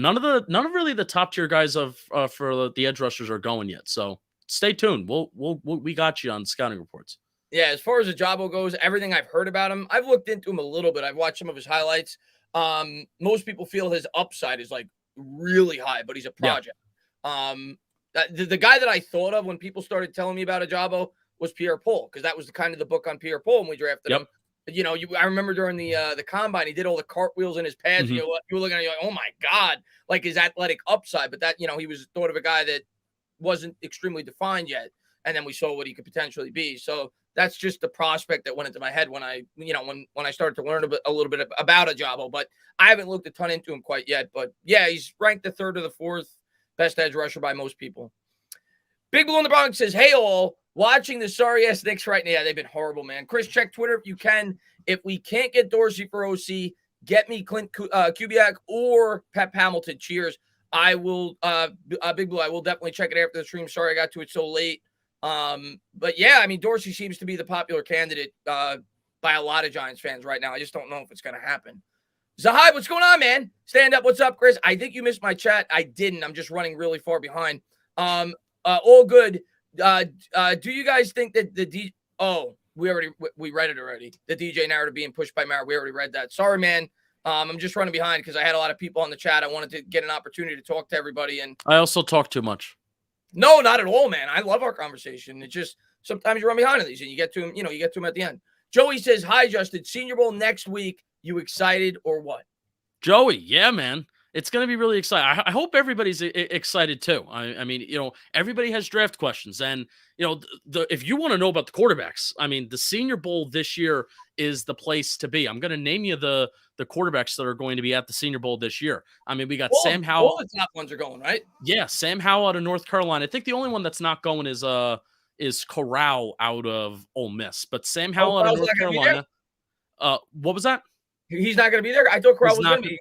Okay. He's not going to, at least, hey, I haven't checked in about a week, the official list, but here are the guys that I know will be there 100%. Sam Howell, North Carolina, Kenny Pickett from Pittsburgh, Desmond Ridder, Cincinnati, Carson Strong, Nevada, Malik Willis out of Liberty, and then Bailey Zapp out of Western Kentucky. And really, I could see any of those guys, and I mean any of those guys, if they really impress the Senior Bowl week and the week of practices, not the Senior Bowl game, Dave Gettleman, if they impress throughout the practices throughout the week, I could see any of those guys kind of flip-flopping in the power rankings being moved up and down. So especially for quarterback, it's going to be exciting. But also, if your hands are off the quarterback no matter what this year, there's a lot of prospects from 2nd, 3rd, 4th round, 5th, all throughout the draft that are going to be there and going to have an opportunity. And we're going to cover it, and I'm really excited to cover it down there. Yeah, you brought up Zapp. He's the Western Kentucky quarterback, right? Yeah. He threw like 54 touchdowns. So, people are talking about him as a sleeper that, is projected right now to go in like the 3rd to 5th round area. But That's awesome, man. I wanted to go with you guys last time we talked. I just couldn't do it. But next, are you making this like a yearly thing? You're gonna go? Yeah, to we're gonna make it a yearly thing, and next year I definitely right. want to get it sponsored. Yeah, I'm in. I am 100% going beautiful. with you guys this year. I just couldn't do it this year, but I'll. So what we want to do, I'll give a little pitch, and I'll do this quick because I know people want to tune off as soon as I start talking about this. But what we're gonna do is we're gonna live stream every single day on Talking Giants and the Talking Football channel.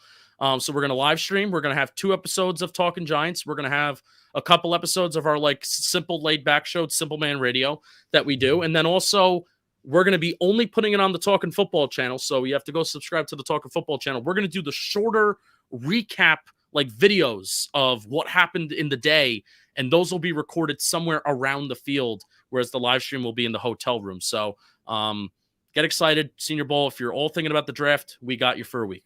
That's awesome, man.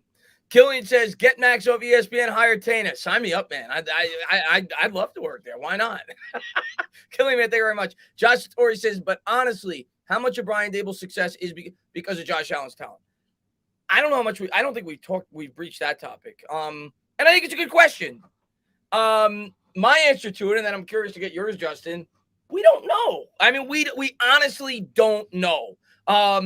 Josh Allen, when he came in, what I will say is we know that he struggled, and we know that he was a project, and we know that Brian Daboll changed the playbook to fit around his quarterback, and we saw once you went out there and you added a premium wide receiver, what you could get out of Josh Allen. We also know that the players, Josh Allen included, have talked about how much they like him as a play caller. But of course, Justin, when you have a quarterback the level of a guy like Josh Allen in terms of talent, which we talked about earlier, it's a lot easier to be a good play caller. Nobody's denying that. You need the talent to be able to shine as a coach. So I'm hoping it's a bit of both. I do think Daboll's helped him, but obviously Josh Allen's helped Daboll. I want you to look up, and this is not you, Chris, so I'm talking to everybody. I want you to look up, when you get a chance, the roster of the 2018 and the 2019 Buffalo Bills. You'll see names there that you didn't think were there, and guys including like LaShawn McCoy are at running back. Was Frank Gore even there for a hot second too? Yeah, there are going to be names that are going to be like, they had this. Why? How in the hell did that ever happen? The Buffalo Bills, Brandon Beane and Joe Schoen, part of that process, they really had to do a lot of, construction around this Bills roster. So yes, it is huge. Josh Allen is his progression from year 2 to year 3. Usually you see the year 1 to year 2, but his jump was year 2 to year 3. It was huge, but also the talent jump was also big from years, 1 and 2, and then also now 3 and 4. But what I like, Chris, is I like to look at pass to run ratio with certain teams, but I also like to look at first down pass rate. So 2018, 2019, no, let's look at 2018 first. 2018, the Bills were 28th in the National Football League in first down pass rate. They had to run the ball a lot. Josh Allen's rookie year, you're trying to get the rookie quarterback along. You're running the ball because you don't really have a lot of belief in the quarterback. 2019, it went up to 12th in the NFL in first down pass rate, and then 2020 and 2021, it went up to first. That shows me that Brian Daboll has a system that can adjust around the players and what you have talent-wise and what you have around the personnel. He's not going to force the pass. He's not going to force the run. And that's what I like. I want a coach that is not just going to be pigeonholed into, this is my way or the highway. I think Jason Garrett was like that. Yep. This is my offense, and we're going to run it, whether you like it or not. I don't think Daboll's like that. I think he adjusts. I think he adjusts his formations. He utilizes different formation and personnel packages. That's why Daboll's kind of also my number one from that schematic standpoint. Great. And when I did my research on Daboll, that's what everybody said. The fact that he's not a guy that, like you said, pigeonholes his players. He works around his players. He tries to get the most out of the roster. So I do think he had something to do with it, but a lot to do with it. But obviously having Josh Allen, right? Because we talk about the quarterbacks he had in the past, didn't have much success. You need the players. I don't know how big of a basketball fan you are, Justin.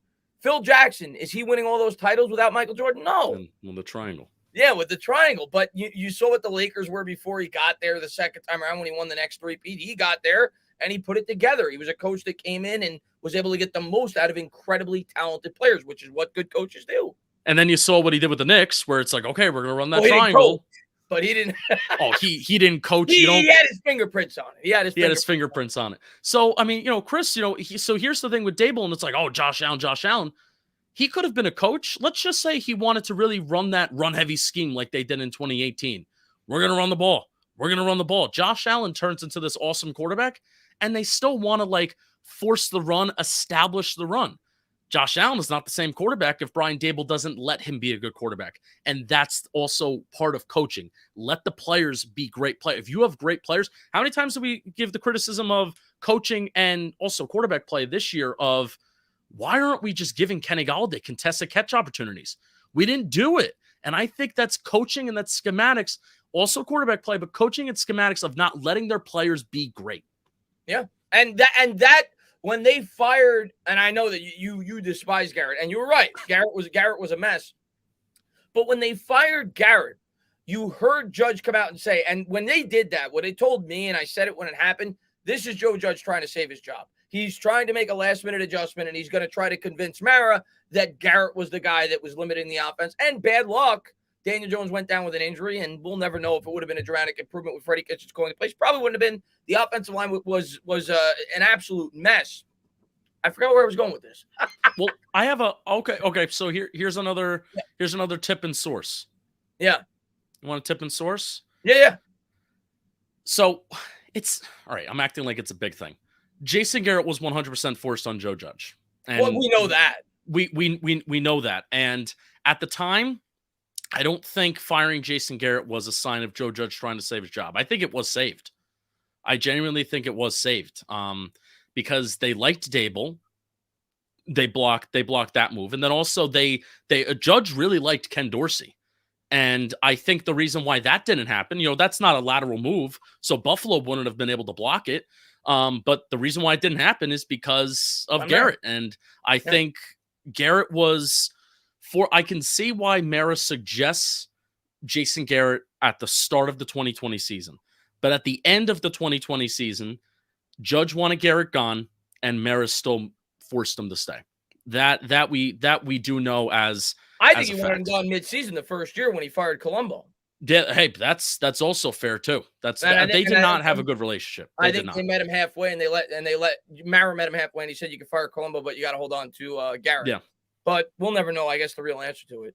Rocket Scientist says, "What's up, Chris? First, trying to say Malik Willis could be me is insulting to me. He's Mahomes. Okay. The trade comparison between Allen and Jones is dumb. Allen could throw 3+ yards. Well, I'm not going to say Daniel Jones doesn't have a noodle for an arm, but he's just nowhere near.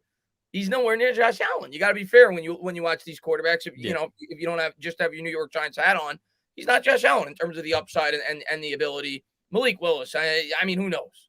Quarterbacks are a complete unknown. Willis has some, raw physical talent, and who knows? Maybe if he's put in the right scheme and the right coaching, they could maximize his ability. Yeah. But to compare that guy, I've seen people compare him, like you said, to Mahomes and Josh Allen. Like, okay, relax, relax. E. Diddy says, Justin, Chris, Kevin, Bad Dog, Pat, and Joel are the best at having a well-rounded perspective. Great minds to think level-headed. Keep it up, fellas. Love the content. Thank you so much for being here, man. And I'm sure Justin appreciates the compliment as well. Joseph Clark says, pray we spend multiple picks on the O-line this year. Yeah. Yes. Joe, and I remember Joe's a huge offensive line guy. He's been with me for a while. I know he's with you guys too. I see him comment on your videos all the time. I remember last year, Joe did not want an offensive lineman, at least in the first round. He wanted another weapon, I believe. But this year, it seems like most Giant fans are like, this is obvious. Like, yes, look, we've all come together. And some fans don't want to, which is understandable with those first two picks. And I probably am leaning, I think they, like you said earlier, I think they'll go BPA defense and go with the lineman and maybe go with the lineman in the second or third if you feel like you get really good value there. But they absolutely need to take multiple. Let me ask you this, Justin. If you were the GM, not the GM, if you had to guess, I'm going to ask you the number. How many offensive linemen with those 9 picks did the New York Giants come out of the draft with? I'm going to say 3. I was going to say 3. Yeah. Yeah. I think 2 of them come post round 3. Okay. So you think 1 in the first and then 2 rounds 4 to 7. Yeah. I could see that. Yeah. Because I do think Buffalo, you look at Buffalo and, it's tough. This is what we have to go off of right now. Buffalo drafted an offensive lineman. Let's see, 2017, they did not. 2018, they did not. They took Cody Ford, didn't they? 2019, go ahead. Oh, no, that was 2019 was Cody Ford. Yes. And then 2021, they drafted Spencer Brown and Tommy Doyle this year. And Spencer Brown was a 3rd-round pick. Tommy Doyle was a 5th-round pick. And both of them have played in a substantial amount of games this year. So they do have a little bit of a track record of finding guys, that are a little bit later in the draft. And again, I think Schoen is a believer in positional value. He'll prioritize that tackle as, bookends of that offensive line. Yeah. It's very valuable. It's very important. But guard and center, there's also track record around just, drafting in general where you can find those guys a little bit later in the draft and be okay. I think I agree with you. I could definitely see them taking a guard in the 2nd round. Maybe wait till the 3rd, like you said. Maybe they'll wait till as late as the 4th and try to get value that way.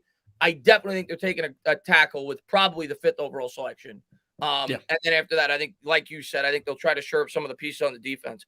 Diddy says, I believe Schoen is downplaying his influence on the organization. He is a down-to-earth guy and does not want to come off as a cocky SOB to the fans.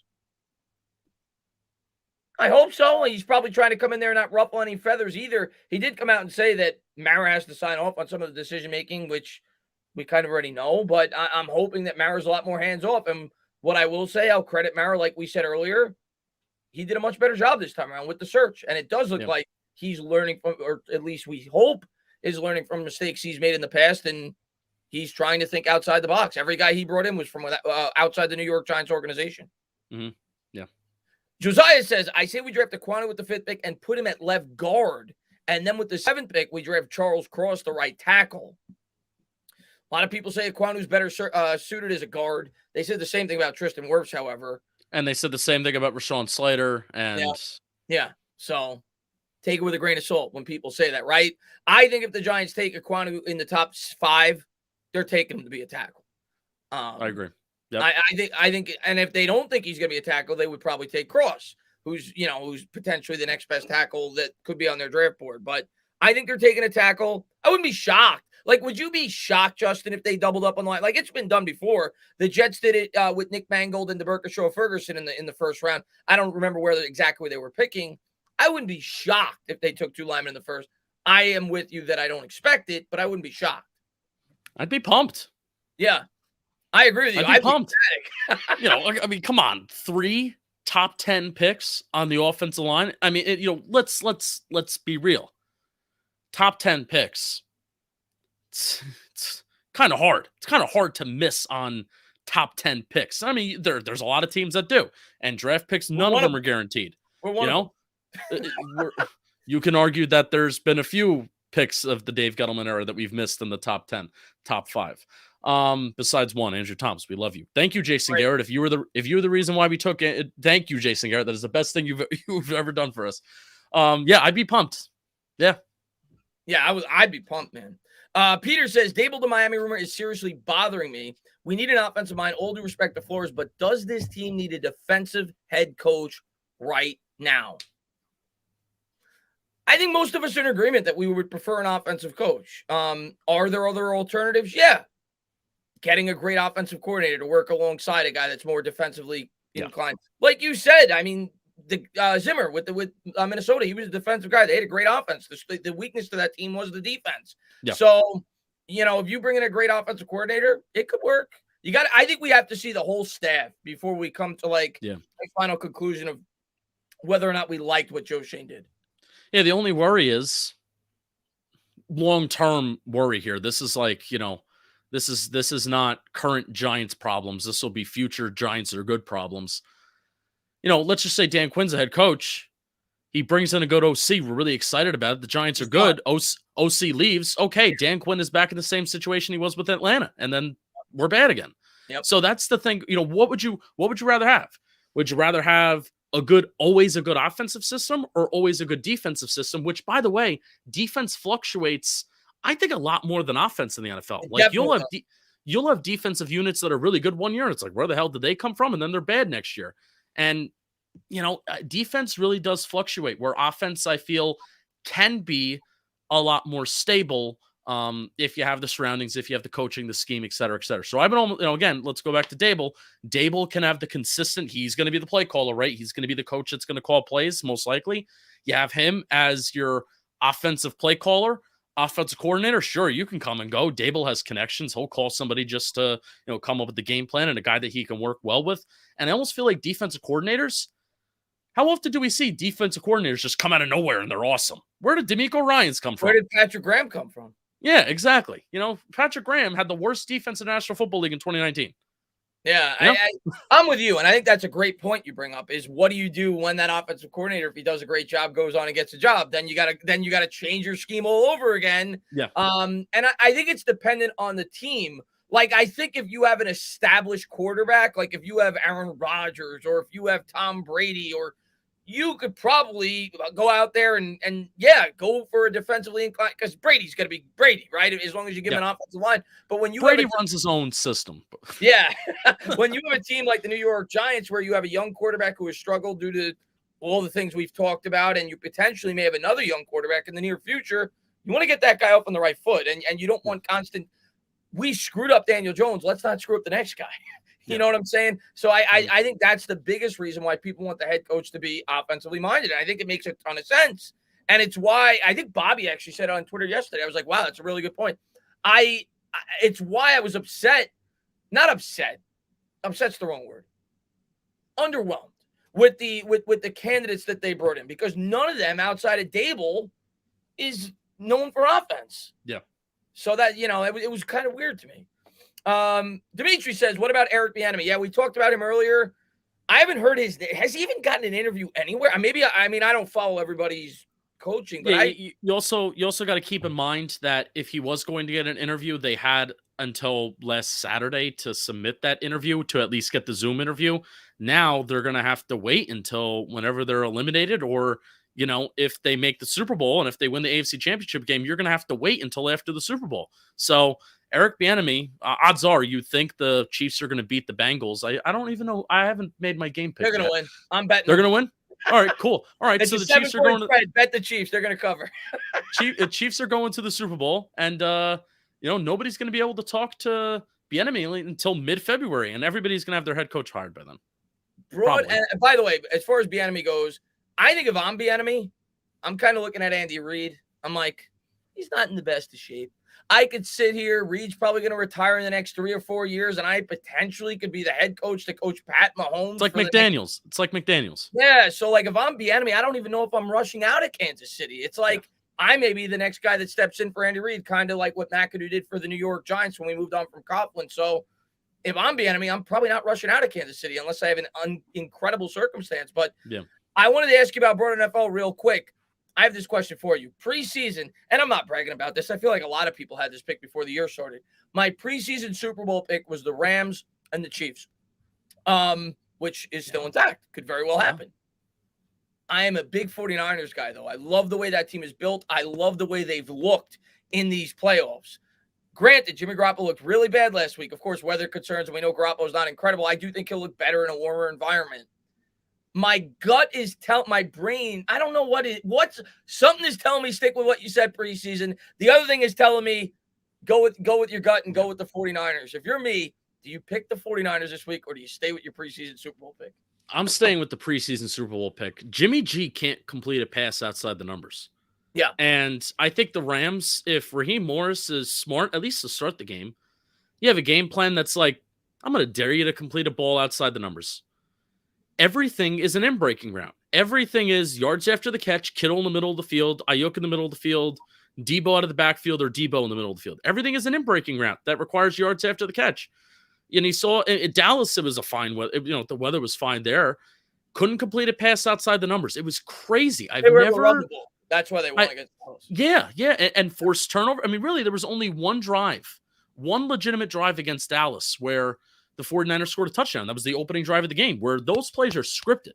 Those are scripted plays, and that's what Jason Garrett. We saw that every week with Garrett. Plays. Every first drive, you'd be like, "Oh, pretty good," and then after that, it would go to hell. Yeah. So that's the worry with the 49ers, and I don't know what the deal was with Rodgers. Rodgers just, I don't know. Rodgers just looked very disinterested in what was happening last week. Check down, despite first drive of the game. Again, scripted plays, but they moved down the field. Devontae Adams. And that secondary was not, it's kind of banged up. The secondary for the 49ers is weakness. That's the 49ers' weakness. And I don't know why you're not attacking them more downfield. And you're Aaron Rodgers, man. Like your ability to improvise, again, same thing that we're saying with Josh Allen. Throw off platform, improvise, throw on the run. I mean, that's Aaron Rodgers. And if there was a game where Aaron Rodgers to play a little hero ball and to kind of go off script a little bit, that was the game. And he just didn't against a somewhat weak 49ers secondary. And I think the Rams, they have more than Devontae Adams. Like they have Cooper Kupp, they have Odell, they have Van Jefferson, they have Tyler Higbee, they have the running game, they have the offensive line. Is Andrew Whitworth? What is his health looking like? They also have a great defensive line. And that is also the difference. Where I mean, Aaron Donald was not fair this past weekend. He's not fair any week. But I mean, especially on a national stage. I mean, Aaron Donald just wreaked havoc. Oh yeah, and then he got Von Miller and he got Leonard Floyd on the other side too. So I don't. This may be a close game because Shanahan has some voodoo magic over the Rams, but I just don't see how the Rams are going to lose this game. I really. You got the Rams. You got the Rams convincingly. It sounds like maybe I'll be wrong. I like the 49ers, and maybe it's just because I like Shanahan. I like Bose has been ridiculous in these playoffs. Yeah. As far as the Packers game goes, man, I think I was watching the game. Going into the game, I said to myself, these weather conditions are gonna give San Francisco a good chance to win this game because it's gonna be dirty. It's gonna slow everything down. But as I was watching the game, like you just said, with Rodgers, the first drive they were immaculate. You were like, this is gonna be a blowout. And then after that, I felt like a combination of Rodgers and the play calling got way too conservative. I'm watching the game at the bar, and I'm like, they have a chance to put their foot on their throat and end this game, and they're not doing it, and they just kind of kept the 49ers around. You were waiting for the big play, and I have a feeling, based on the way Matt Stafford played last week, I have a feeling Matt Stafford isn't going to wait for the big play. I think he's just going to do it. Not the way he looked. He's just going to do it, You're talking me into the Rams pick now. You're talking me into the Rams pick. I'm sorry. And I've had a terrible record against the spread this year on Talking Giants for our game picks, so I'm apologizing to you in advance. But it makes sense, though. I'm making sense. It's two great coaches. McVay and Shanahan, two great coaches. And Shanahan has like voodoo magic on McVay, but come on. By the way, the craziest stat to me, and I know we're going a little bit off tangent, but I love talking broad NFL, especially in the playoffs. Yeah. The craziest stat to me, Jimmy Garoppolo has the second highest road winning percentage in the history of the NFL at the quarterback position. Who's number one? I think it's a great quarterback. I saw it. I might have been Brady. I don't remember. Wouldn't it be Eli? Well, no, I'm talking overall. I'm not talking playoffs. Overall. Oh! I thought you were talking about playoffs. Garoppolo's winning percentage on the road is 77%, and for his career, his winning percentage is 72%. That's insane to me. It's bizarre. But yeah, bizarre. T, thank you very much, man. In my opinion, Shane takes, and I think his overall winning percentage is 4th all time. T says, in my opinion, Shane takes top 1 to 2 offensive tackle and best player available on D with 5 and 7. Yeah, that's kind of what we said earlier. He won't take a center at 7, but a trade back if they trade back, it becomes a lot more feasible taking the 2 offensive linemen. If they trade back, I agree with you. Or it opens up anything if you trade back. I mean, like nobody thought we were taking, a wide receiver, but when we traded back, people thought we could take Devontae Smith, but nobody thought we were taking Tony. And we traded back, it opened up all the possibilities. Xerox says, evening, gents. I see what JS did with Allen at Buffalo, and I see the resemblance with Kenny Pickett. He might like that type of quarterback. What do you think? Do you see any resemblance with Josh Allen and Kenny Pickett? No. I mean, Kenny Pickett's probably the safest quarterback, and he may be picked first. But to me, he's the Daniel Jones of this draft. He's a better prospect coming out, but he doesn't have that ceiling. He doesn't like the Josh Allen coming out. You were like, that guy potentially could be a top 3 quarterback. Yeah. You will never say that about Kenny Pickett. Yeah, I think if the Giants desperately needed a quarterback, like they desperately needed a quarterback in 2019, then Kenny Pickett would be a Giant. Yeah, safe. But I think he's actually the kind of the opposite of Josh Allen in the sense that his upside, like Josh Allen was all pure upside. And Josh Allen also he was a perfect fit for Buffalo because they needed a quarterback with a big arm because of where they play. You know, Yeah. they looked at it like, let's go out there and get a big arm quarterback because of the Yeah. weather conditions in Buffalo. Kevin, man, thank you very much, man. Sorry if you touched on this yet, but any thoughts on the rumors that Daboll is now the favorite for the Miami job as well as the Giants? Yeah, we've talked about that, Kevin, man. I'm sorry I got to it late, but we've talked about that pretty extensively throughout the stream. Our overall thoughts, I mean, I do think it's possible. And a lot of people, I think, have basically touted Daboll the guy, and I still think he's the favorite. But due to his ties to Tua, if Miami's desperate enough, we saw it with Carolina with Matt Rule. They may throw a bag of cash at him, and we've seen in the past the New York Giants are reluctant to do that. And I would, to be honest with you, Justin, is Daboll worth giving a 7-year commitment to? I mean, because, and I know that you can fire a coach at any time, but you and I both know if Mara gives a guy 7 years, he's probably not going to look to move on maybe when he should, knowing that he's got to pay this guy for the next 7 years. Yeah. Well, there's no Matt Rule in this. Like, Matt Rule was one of those, like, this is a slam dunk. You got to get this guy type of head coach. Can they? And there's just not that. Like, Dan Quinn is the most sought after head coach this time around. That tells you what you need to know about these kind of, you know, not to say that they're not good, because, like, you know, I discussed it with Sirianni and we discussed it with Frank Reich. Two of the most random head coaches, but they turned out to be, you know, Sirianni pretty good for year one, and Reich is very good. So, yeah, Reich is excellent. Bukala says, hey, Tana, cut most of this team, build draft capital, then draft, and play young, hungry rookies as much as possible. Hire Kevin James. As far as the rest of it, I think that's what they're going to do. Now, they're not going to, the thing is, we say, cut this guy. They're not going to be able to cut everybody. They're just not. And that's kind of what Shane was saying going in. Like, nobody's taking Kenny Golladay. Nobody's, with the contract he has, nobody's taking Adoree Jackson. Nobody's taking Leonard Williams. So those guys are still going to be on the team next year. But I don't see them retaining any of these free agents. I think you let those guys walk and you start to build up your roster long-term, and you try to, it's kind of like what I said with the scouts, Justin. It's like Shane's not going to come in here and just overhaul everybody, from within inside the front office, but I think he's going to slowly bring in his guys. I think it's the same thing with the roster. He's going to slowly get Kenny Golladay off the team. He's going to slowly get – those guys will not be in – I don't think be in the long-term plans of this team, but they will be Giants for the next year or two.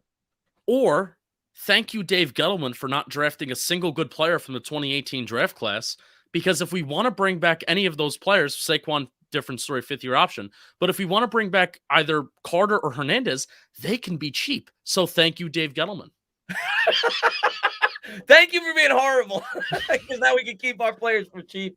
Carter's an interesting one for me. If there was any guy out of the 4 that I'd want to keep, it's probably him, due to the fact that he plays in a position where we're really thin. He does have upside. He just never seems to match it. Now, to be fair, he's been hurt the last 2 years, right? He had that really serious Achilles injury. He looked pretty good the first 3 or 4 games, went down. This year, I think he was still recovering from that, and you saw what he did the last 4 or 5 weeks. So of any of the high-profile free agents, if the price is right, he's a guy that I wouldn't mind bringing back. If the price was right, I'd be open to it. Yeah, so what's funny about, so this is what makes a little bit of frustrating that the free agency is before the draft. You bring back Lorenzo Carter on a very team-friendly deal.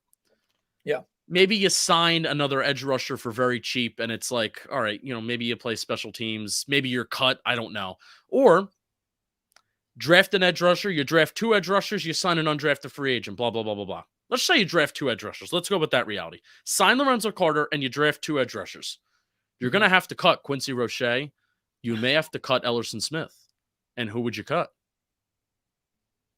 You may have to cut Lorenzo Carter. But what is his contract? So that's what if you sign Carter, I don't think you'd cut him. Right, but if it's a 1-year deal like you did with Efedi Odenigbo, then you may have that kind of situation. So the edge room, it's actually a very interesting conversation about how do the Giants attack the draft?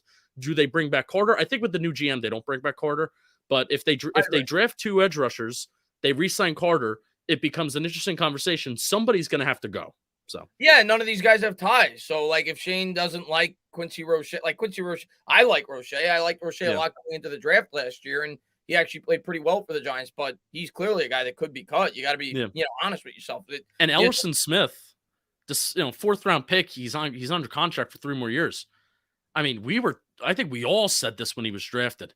This guy is a project. Like he was built like a pencil.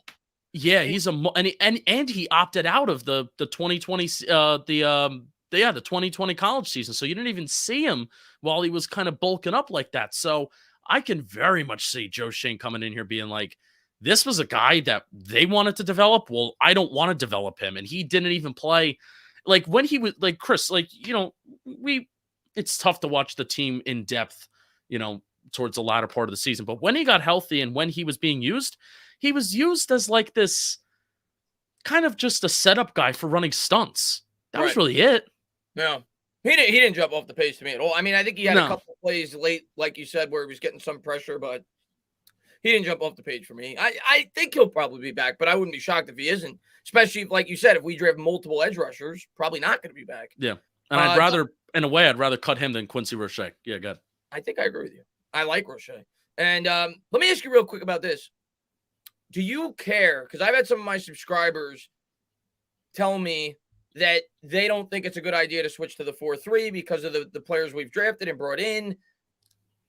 I don't care. I don't care if there's a year of an adjustment period of bringing in the right guys for the scheme. Have at it. This is not about 1 year. It's about hopefully the next 5, 6, 7 years. So for me, I don't care if some of these guys on this team don't necessarily fit a scheme. Too bad. I'm not saying I'm a proponent of switching to the 4-3. I'm open to whatever they see fit to bring in here. But are you a guy that cares which scheme they run? I think 4-3-3-4 and what you run is kind of overrated in the NFL because of how many teams utilize 11 personnel, and you're always going to be a nickel.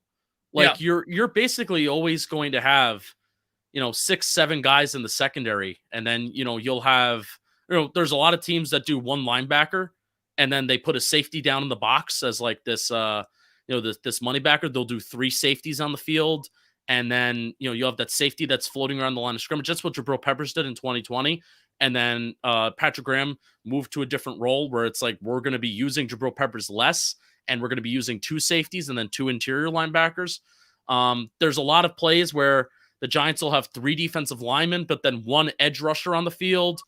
They did a lot of that in 2020, a little bit less because they utilize Aziz, Lorenzo Carter, or Aziz and Quincy Roche, or alternate any of those 3 guys out. They like to do the 2 edge rusher sets and then the 2 interior linebacker sets with the 2 interior defensive linemen. Long story short, I wouldn't stress. If you're stressed about the Giants running a 4-3 or a 3-4, I wouldn't stress about it because teams are so rarely in base packages anymore. Yeah. They're so often in 11 personnel. They're so often spreading the field out. So you have a lot of corners on the field, a lot of corners and safeties on the field, and you're taking linebackers and defensive linemen off the field. So yeah, and I think in today's NFL, even the linebackers, like a guy like Simmons, for example, he's a guy that's basically built like a strong safety. Like in today's NFL, you want speed. You want guys that can cover. That's the name of the game, and get after the quarterback quickly. But the name of the game is coverage.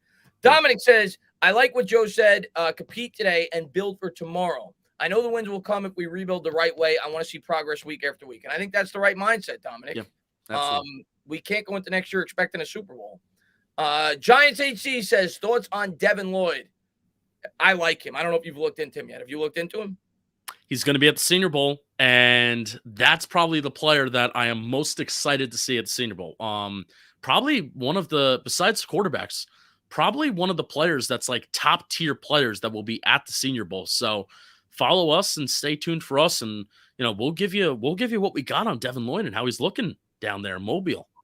Devin Lloyd is impressive to me so far from what I've watched. The guy is, he's not nearly as, I guess, like refined in terms of a pass rusher as Micah Parsons.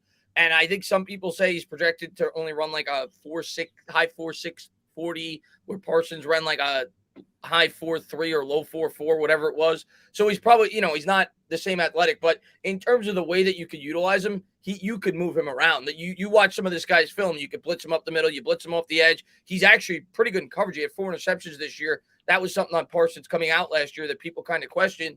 So he's pretty familiar dropping back in coverage. I like him. I'm a big fan of Lloyd going into this draft. I wouldn't be in love with him at 7, but if we traded back to that 10 to 15 range, I'd certainly be open to it. I think he's the best linebacker in this draft.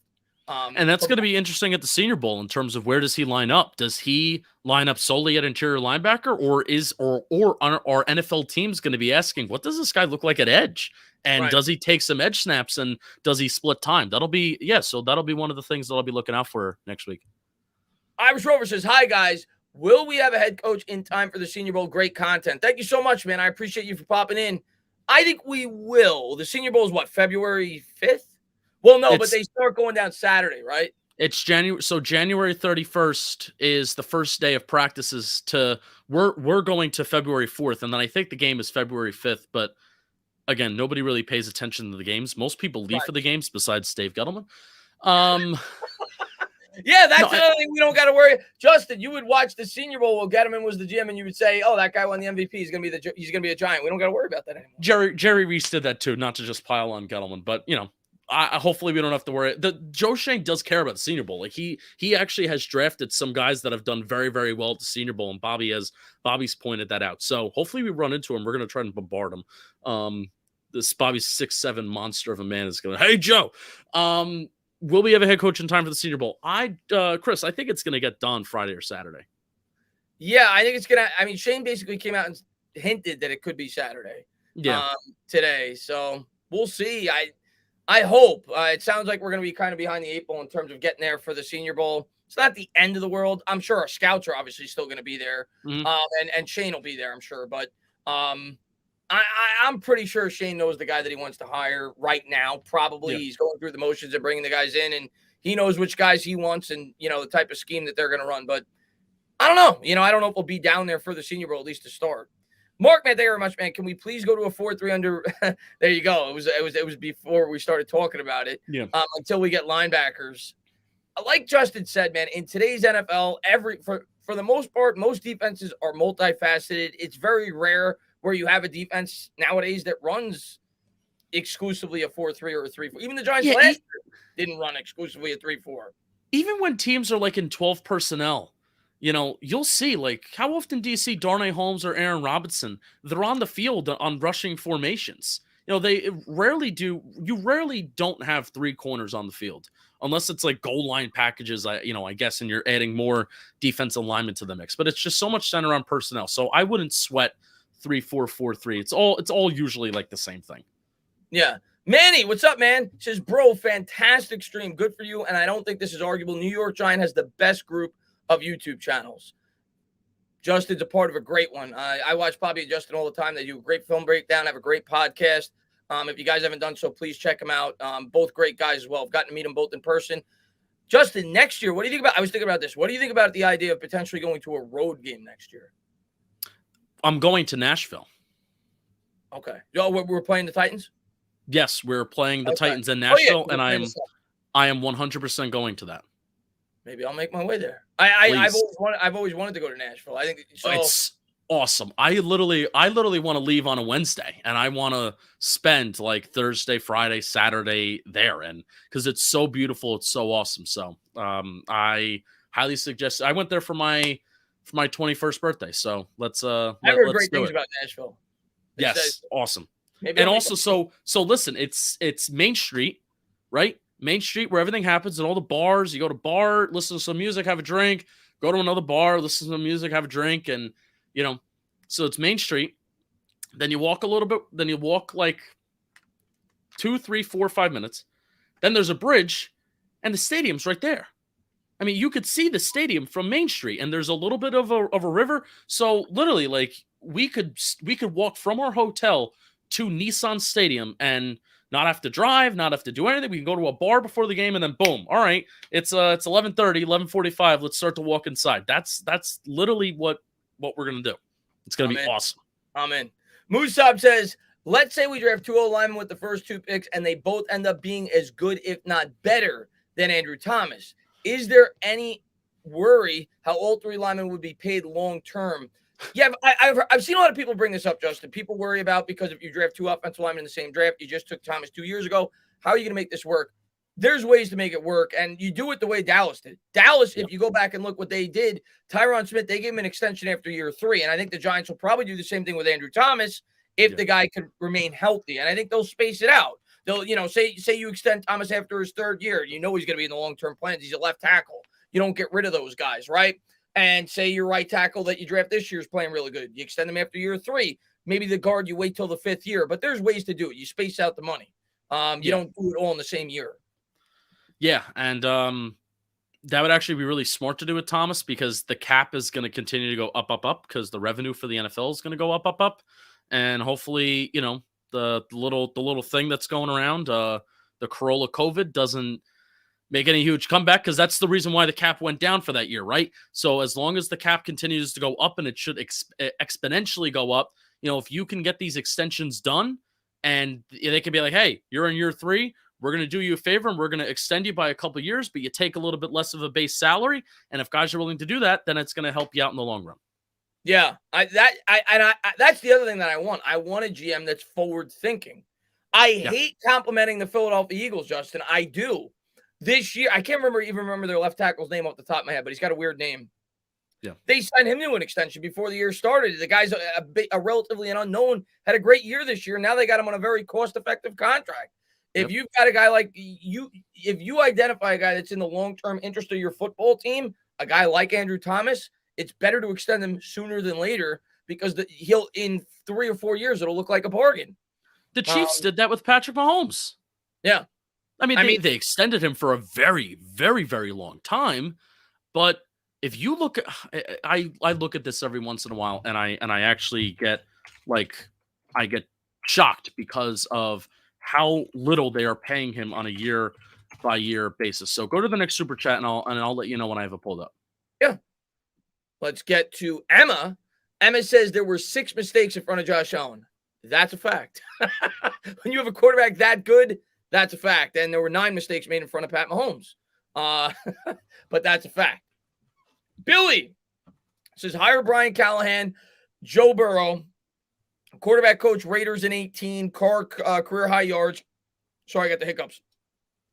Rating of 93.4, completion percentage, 2016 to 2017, Detroit, Stafford top 10, touchdown yards, completion percentage, 10 to 15, Denver, 2015 quarterback coach equals Peyton Manning, Super Bowl equals easy math. So he wants Brian Callahan to be hired by the New York Giants. Billy, man, thank you very much. I haven't heard his name hasn't even been brought up as a potential candidate for the Giants. So, but yeah, I mean, let me take a quick look at Callahan. I want to look at his career history in terms of 2010 to 2015 he was with the Denver Broncos. 2016 2017 he was the quarterbacks coach. 2018 Oakland Raiders quarterbacks coach, and then he's been the OC for the Bengals since 2019. And he's obviously done a great job for Joe Burrow. Yeah, I'm surprised his name hasn't come up. Yeah, again, I mean, this is also a guy, again, I hate, this isn't always the automatic hesitation, but doesn't call plays. It's Zach Taylor that's calling the plays. But that doesn't mean that you're not a good candidate. Yeah. Yeah, Zach Taylor, I believe Zach Taylor calls the plays over there. So, but it's still a good thought. Absolutely. Yeah, good recommendation. Daryl says, what impact do you think the USFL will have? More opportunity to find proven young players, perhaps. Will you be following USFL? I'll probably follow it loosely. I'm a baseball fan. I think leagues like that are perfect for people that only like football. But it starts in April, so my attention will be, towards the Mets and NBA playoffs. I've tried, Justin. I really have. I tried to get into the XFL. I tried to get into the AAF. It's not the same product. Yeah. It's basically like watching the Giants offense the last 6 weeks of the season on every team. That's right. What it is. You're right. So and of course they put up more points because they're going up against crappy defenses, but I just can't get into it. I'll probably try to give it a try, but in terms of it, I'm sure there'll be a couple of guys, right, that get discovered because of the league, Daryl. I mean, Kurt Warner, for example, with the Arena League, right? And there's been several other instances that got opportunities because of other leagues, but I don't think it's going to be like a minor league system, like, for Major League Baseball or even the G League in the NBA. But it gives some guys opportunities to maybe catch a GM's eye here and there to continue playing football. So it can't hurt. And like I said, for fans that are exclusively football fans, it keeps you interested until the start of the next season.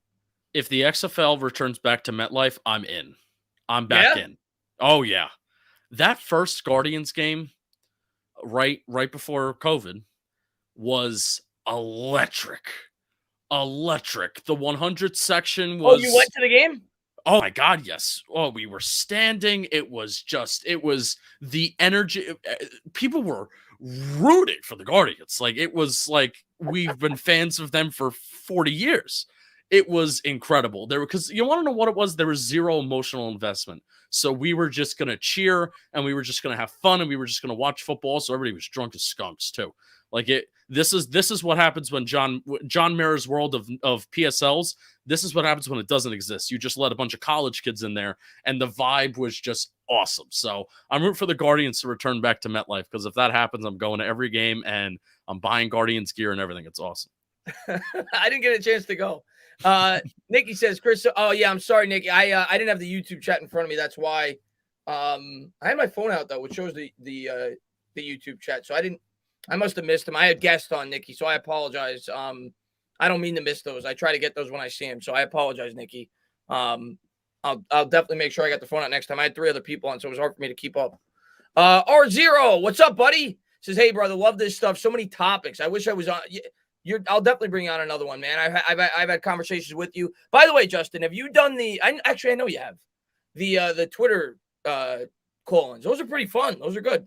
Yeah, Twitter Spaces. I love them. We actually haven't done one in a while, and I think once head coach happens, maybe we're due. Yeah, those Twitter Spaces are awesome. And again, it's tough because people are trying to get in, and people are trying to get their comments in. But it's a lot of fun. I have a ton of. I think that's one of the best things any social media platform has done is those Twitter Spaces. It's awesome. Yeah, it's almost like a call-in show. Yeah, kind of, right? It's fun. So I only remind me because R0 showed me how to set that up. And he's in a lot of those those Twitter spheres with the Giants. Yeah. He says, so many topics I wish I was in on. Much love to you and Justin, brother. Giants # Brian Daboll. I'm going to do another one of those, which maybe we'll conversate and try to set something up on Twitter. I want to do another one of those. Like once the coach is announced, I think it'd be cool to do another one of those. It was fun. I've co-hosted shows a few times. They're fun, man. Tony, what's going on, man? Guys, if Shane Lemieux and Nick Gates didn't get hurt, do you think the O-line would have been that bad? Not that bad, but still really bad. If that makes sense. You know what? I'm going to say no. Now, the right side of the offensive line is a very different story because Hernandez and Solder are just bad. And, clearly, even though Parrott's better than Solder, he still wasn't great. And Will Hernandez can't pick up a stunt to save his life. But I think there's a chance that, maybe Jason Garrett doesn't lose his job in the middle of the season compared to, he doesn't lose his job in the middle of the season. Maybe he loses at the end of the season. And I think Joe Judge is back. If those injuries on the offensive line don't happen, there's a chance that John Mara is convinced that Joe Judge, you know what, he does deserve his OC. Steve Tisch isn't going to tell me anything. I still think this guy is my Parcells, and they're going to go with it one more time. But because so much broke down, I don't think coaching staff knew how to adjust. So I think that was their main problem. Yeah, good call. I saw DJ ask this a bunch of times. We're going to close this out in like 5 minutes. I'm finally caught up with the chat. By the way, I said thank you to Justin a lot throughout the stream. Thank you to all of you guys. I obviously always like to have a lot of the times it's you guys and me. So it's kind of like you guys are the co-host, but I love doing these too. When I get to have other people on, conversate about the Giants, you guys kind of get to listen. But thank you to you guys for all the support you guys always show, not just on my platform, but Justin's platform, the entire New York Giants community. And this has been a lot of fun, man. It flew for me. I don't know about you. Maybe it felt like 8 hours for you, but it's been 3 hours and 17 minutes. It's been flying, man. DJ says, Chris, Flores or Quinn? If I had to pick one out of those two, I'd take Flores. Yeah, I'm with you. Yeah. I would take Flores out of those two if I had to pick one. Chris, Poles, Bears GM. He already got the job, I thought, didn't he? Yeah. Yeah, he got the job. What did you think of Poles? I actually liked Poles as like a sleeper candidate for the Giants. Yeah, so the thing with GM candidates, unlike head coaching candidates, because you have play calling tendencies to look up by head coaching candidates, you have records, you have actual physical records. But GM candidates, it's a little tough because you're going by how much information is available on these guys. And I felt like there was more info. These were the 3 guys that had the most info on. Joe Ortiz, Adam Peters, Joe Schoen. Those were the 3 that had a lot of information on them. Ryan Poles was one of those guys that was like, yeah, you're good, but wasn't a ton of info. Here, I would have been really excited because Jordan Ronan put something out that he would have brought a very much CEO, but progressive and analytical approach to what he was going to do. So I don't know exactly what that means and how it differs from Joe Schoen, but that got me excited. And also an offensive lineman's mind with They're the smartest players. With the Andy Reid, go, go, go, let's be aggressive, pass, pass, pass. Or, I'm not even going to say pass, pass, pass. But Kansas City offense is just go, go, go. Even their defense with how aggressive Spagnuolo is. Go, go, go, go, go. Offensive lineman's mind with that go mentality, that would have enticed me. Yeah, I liked him as a candidate, and it's because I love offensive linemen. But his roots with Kansas City, they said he was the right-hand man to the GM. He's young, 36. He's got upside. I think he's a great fit for the Chicago Bears because if anybody has a worse line than us, it's them. So I think he's a really good fit for the Chicago Bears, and I obviously I hope he does a great job over there. I just hope Joe Schoen does a better one. But yeah, he was probably my third favorite candidate that they brought in. Peters and Schoen were kind of 1 and 1A for me. But I just have so much respect, and I have so much respect for the way the Bills built their team. But the Niners, to me, outside of the quarterback, which we don't know yet, Trey Lance could be incredible. But the way the Niners built their team, I'm in like, that's my team. That's the way I want my team built. So when I saw and plus he built or at least helped build the Denver Broncos Super Bowl roster as well. So I was really enticed by him. But Schoen was really happy with him. I'm happy that we got him. So we didn't touch on this. We didn't touch on this, but here was the hesitation with Peters. So here's the George Kittle story. Adam Peters was working with the Denver Broncos. Then he comes over to the San Francisco 49ers to become, the assistant GM for John Lynch. And Kyle Shanahan had a very, very clear vision and precise vision for what he wanted his football players to look like based on what position they played. So for tight end, I want tight end 1 to be blocking and receiving. I want tight end 2 to be solely blocking. So is Adam Peters, is John Lynch, is the San Francisco 49ers. And this isn't really it's not a flaw. It's just the way that they work, and good for them. But and I told the story wrong. So initially, George Kittle had a 5th round grade. And then once Adam Peters went to the 49ers, bumped up to a 3rd round grade because of Kyle Shanahan's vision. So here's the question. Is Adam Peters kind of a product of Kyle Shanahan's really clear vision for a football team? That's the question. It's a good one. Yeah. A good one. It's a very good Whereas Joe Schoen, he actually has a quote that kind of goes in direct contradiction to it. And he talked about it today during his introductory press conference when quoting Bill Parcells. Coaches are going to come and go. Coordinators are going to come and go. We touched on this earlier. Coordinators are going to come and go. Coaches are going to come and go. And that's what Bill Parcells says. You got to draft players that are versatile, that can fit in multiple schemes, that can fit in multiple systems where, if you have a system that, hey, I want to play press man, but you only have corners that can play press man, but then you get another defense coordinator in here says, hey, I want to run more man zone coverage and I want to play off. Well, then that corner is like pigeonholed. That's like DeAndre Baker. DeAndre Baker, press man corner. We drafted him to play zone coverage. He was terrible in it. So that's why Schoen, I didn't necessarily count it as a minus against Peters, but that's why Schoen was above it, because he recognizes that I just want to draft good football players, not guys that solely fit one scheme. As you were talking about it, I was thinking about some of the players they've drafted. AJ Epinesa, he was just a good football player. I don't know how he's done with the Buffalo Bills, but he was a guy that kind of fell. Yeah, he fell. What did you say? No, yeah, you're right. He fell. He fell because his combine time, his 40 time, but he was a really good football player. And he's a guy that's probably 4-3 dependent, maybe not so versatile, but I was just thinking about random players that they had drafted. But yeah, good call by you. Listen, I would have been happy with either one. Same here. I'm happy we got our guy, and I hope that they're starting to build the team the right way. But guys, we are going to close this out. I just want to say, NR0, yeah, man, have a great night, man. Thank you so much for being here. I had so much fun. Definitely going to try to do a lot more of these during the off season. Maybe I'll try to have different guests on. I love talking with Justin, though. I did a stream with you guys. It wasn't this long. I think it was maybe an hour and a half, whatever it was, on your channel. Yeah, we're cheap. We're cheap on Talking Giants. We're cheap. Justin's awesome. Bobby's awesome. Definitely want to have you guys back on for sure before the draft, or I come on yours, whatever.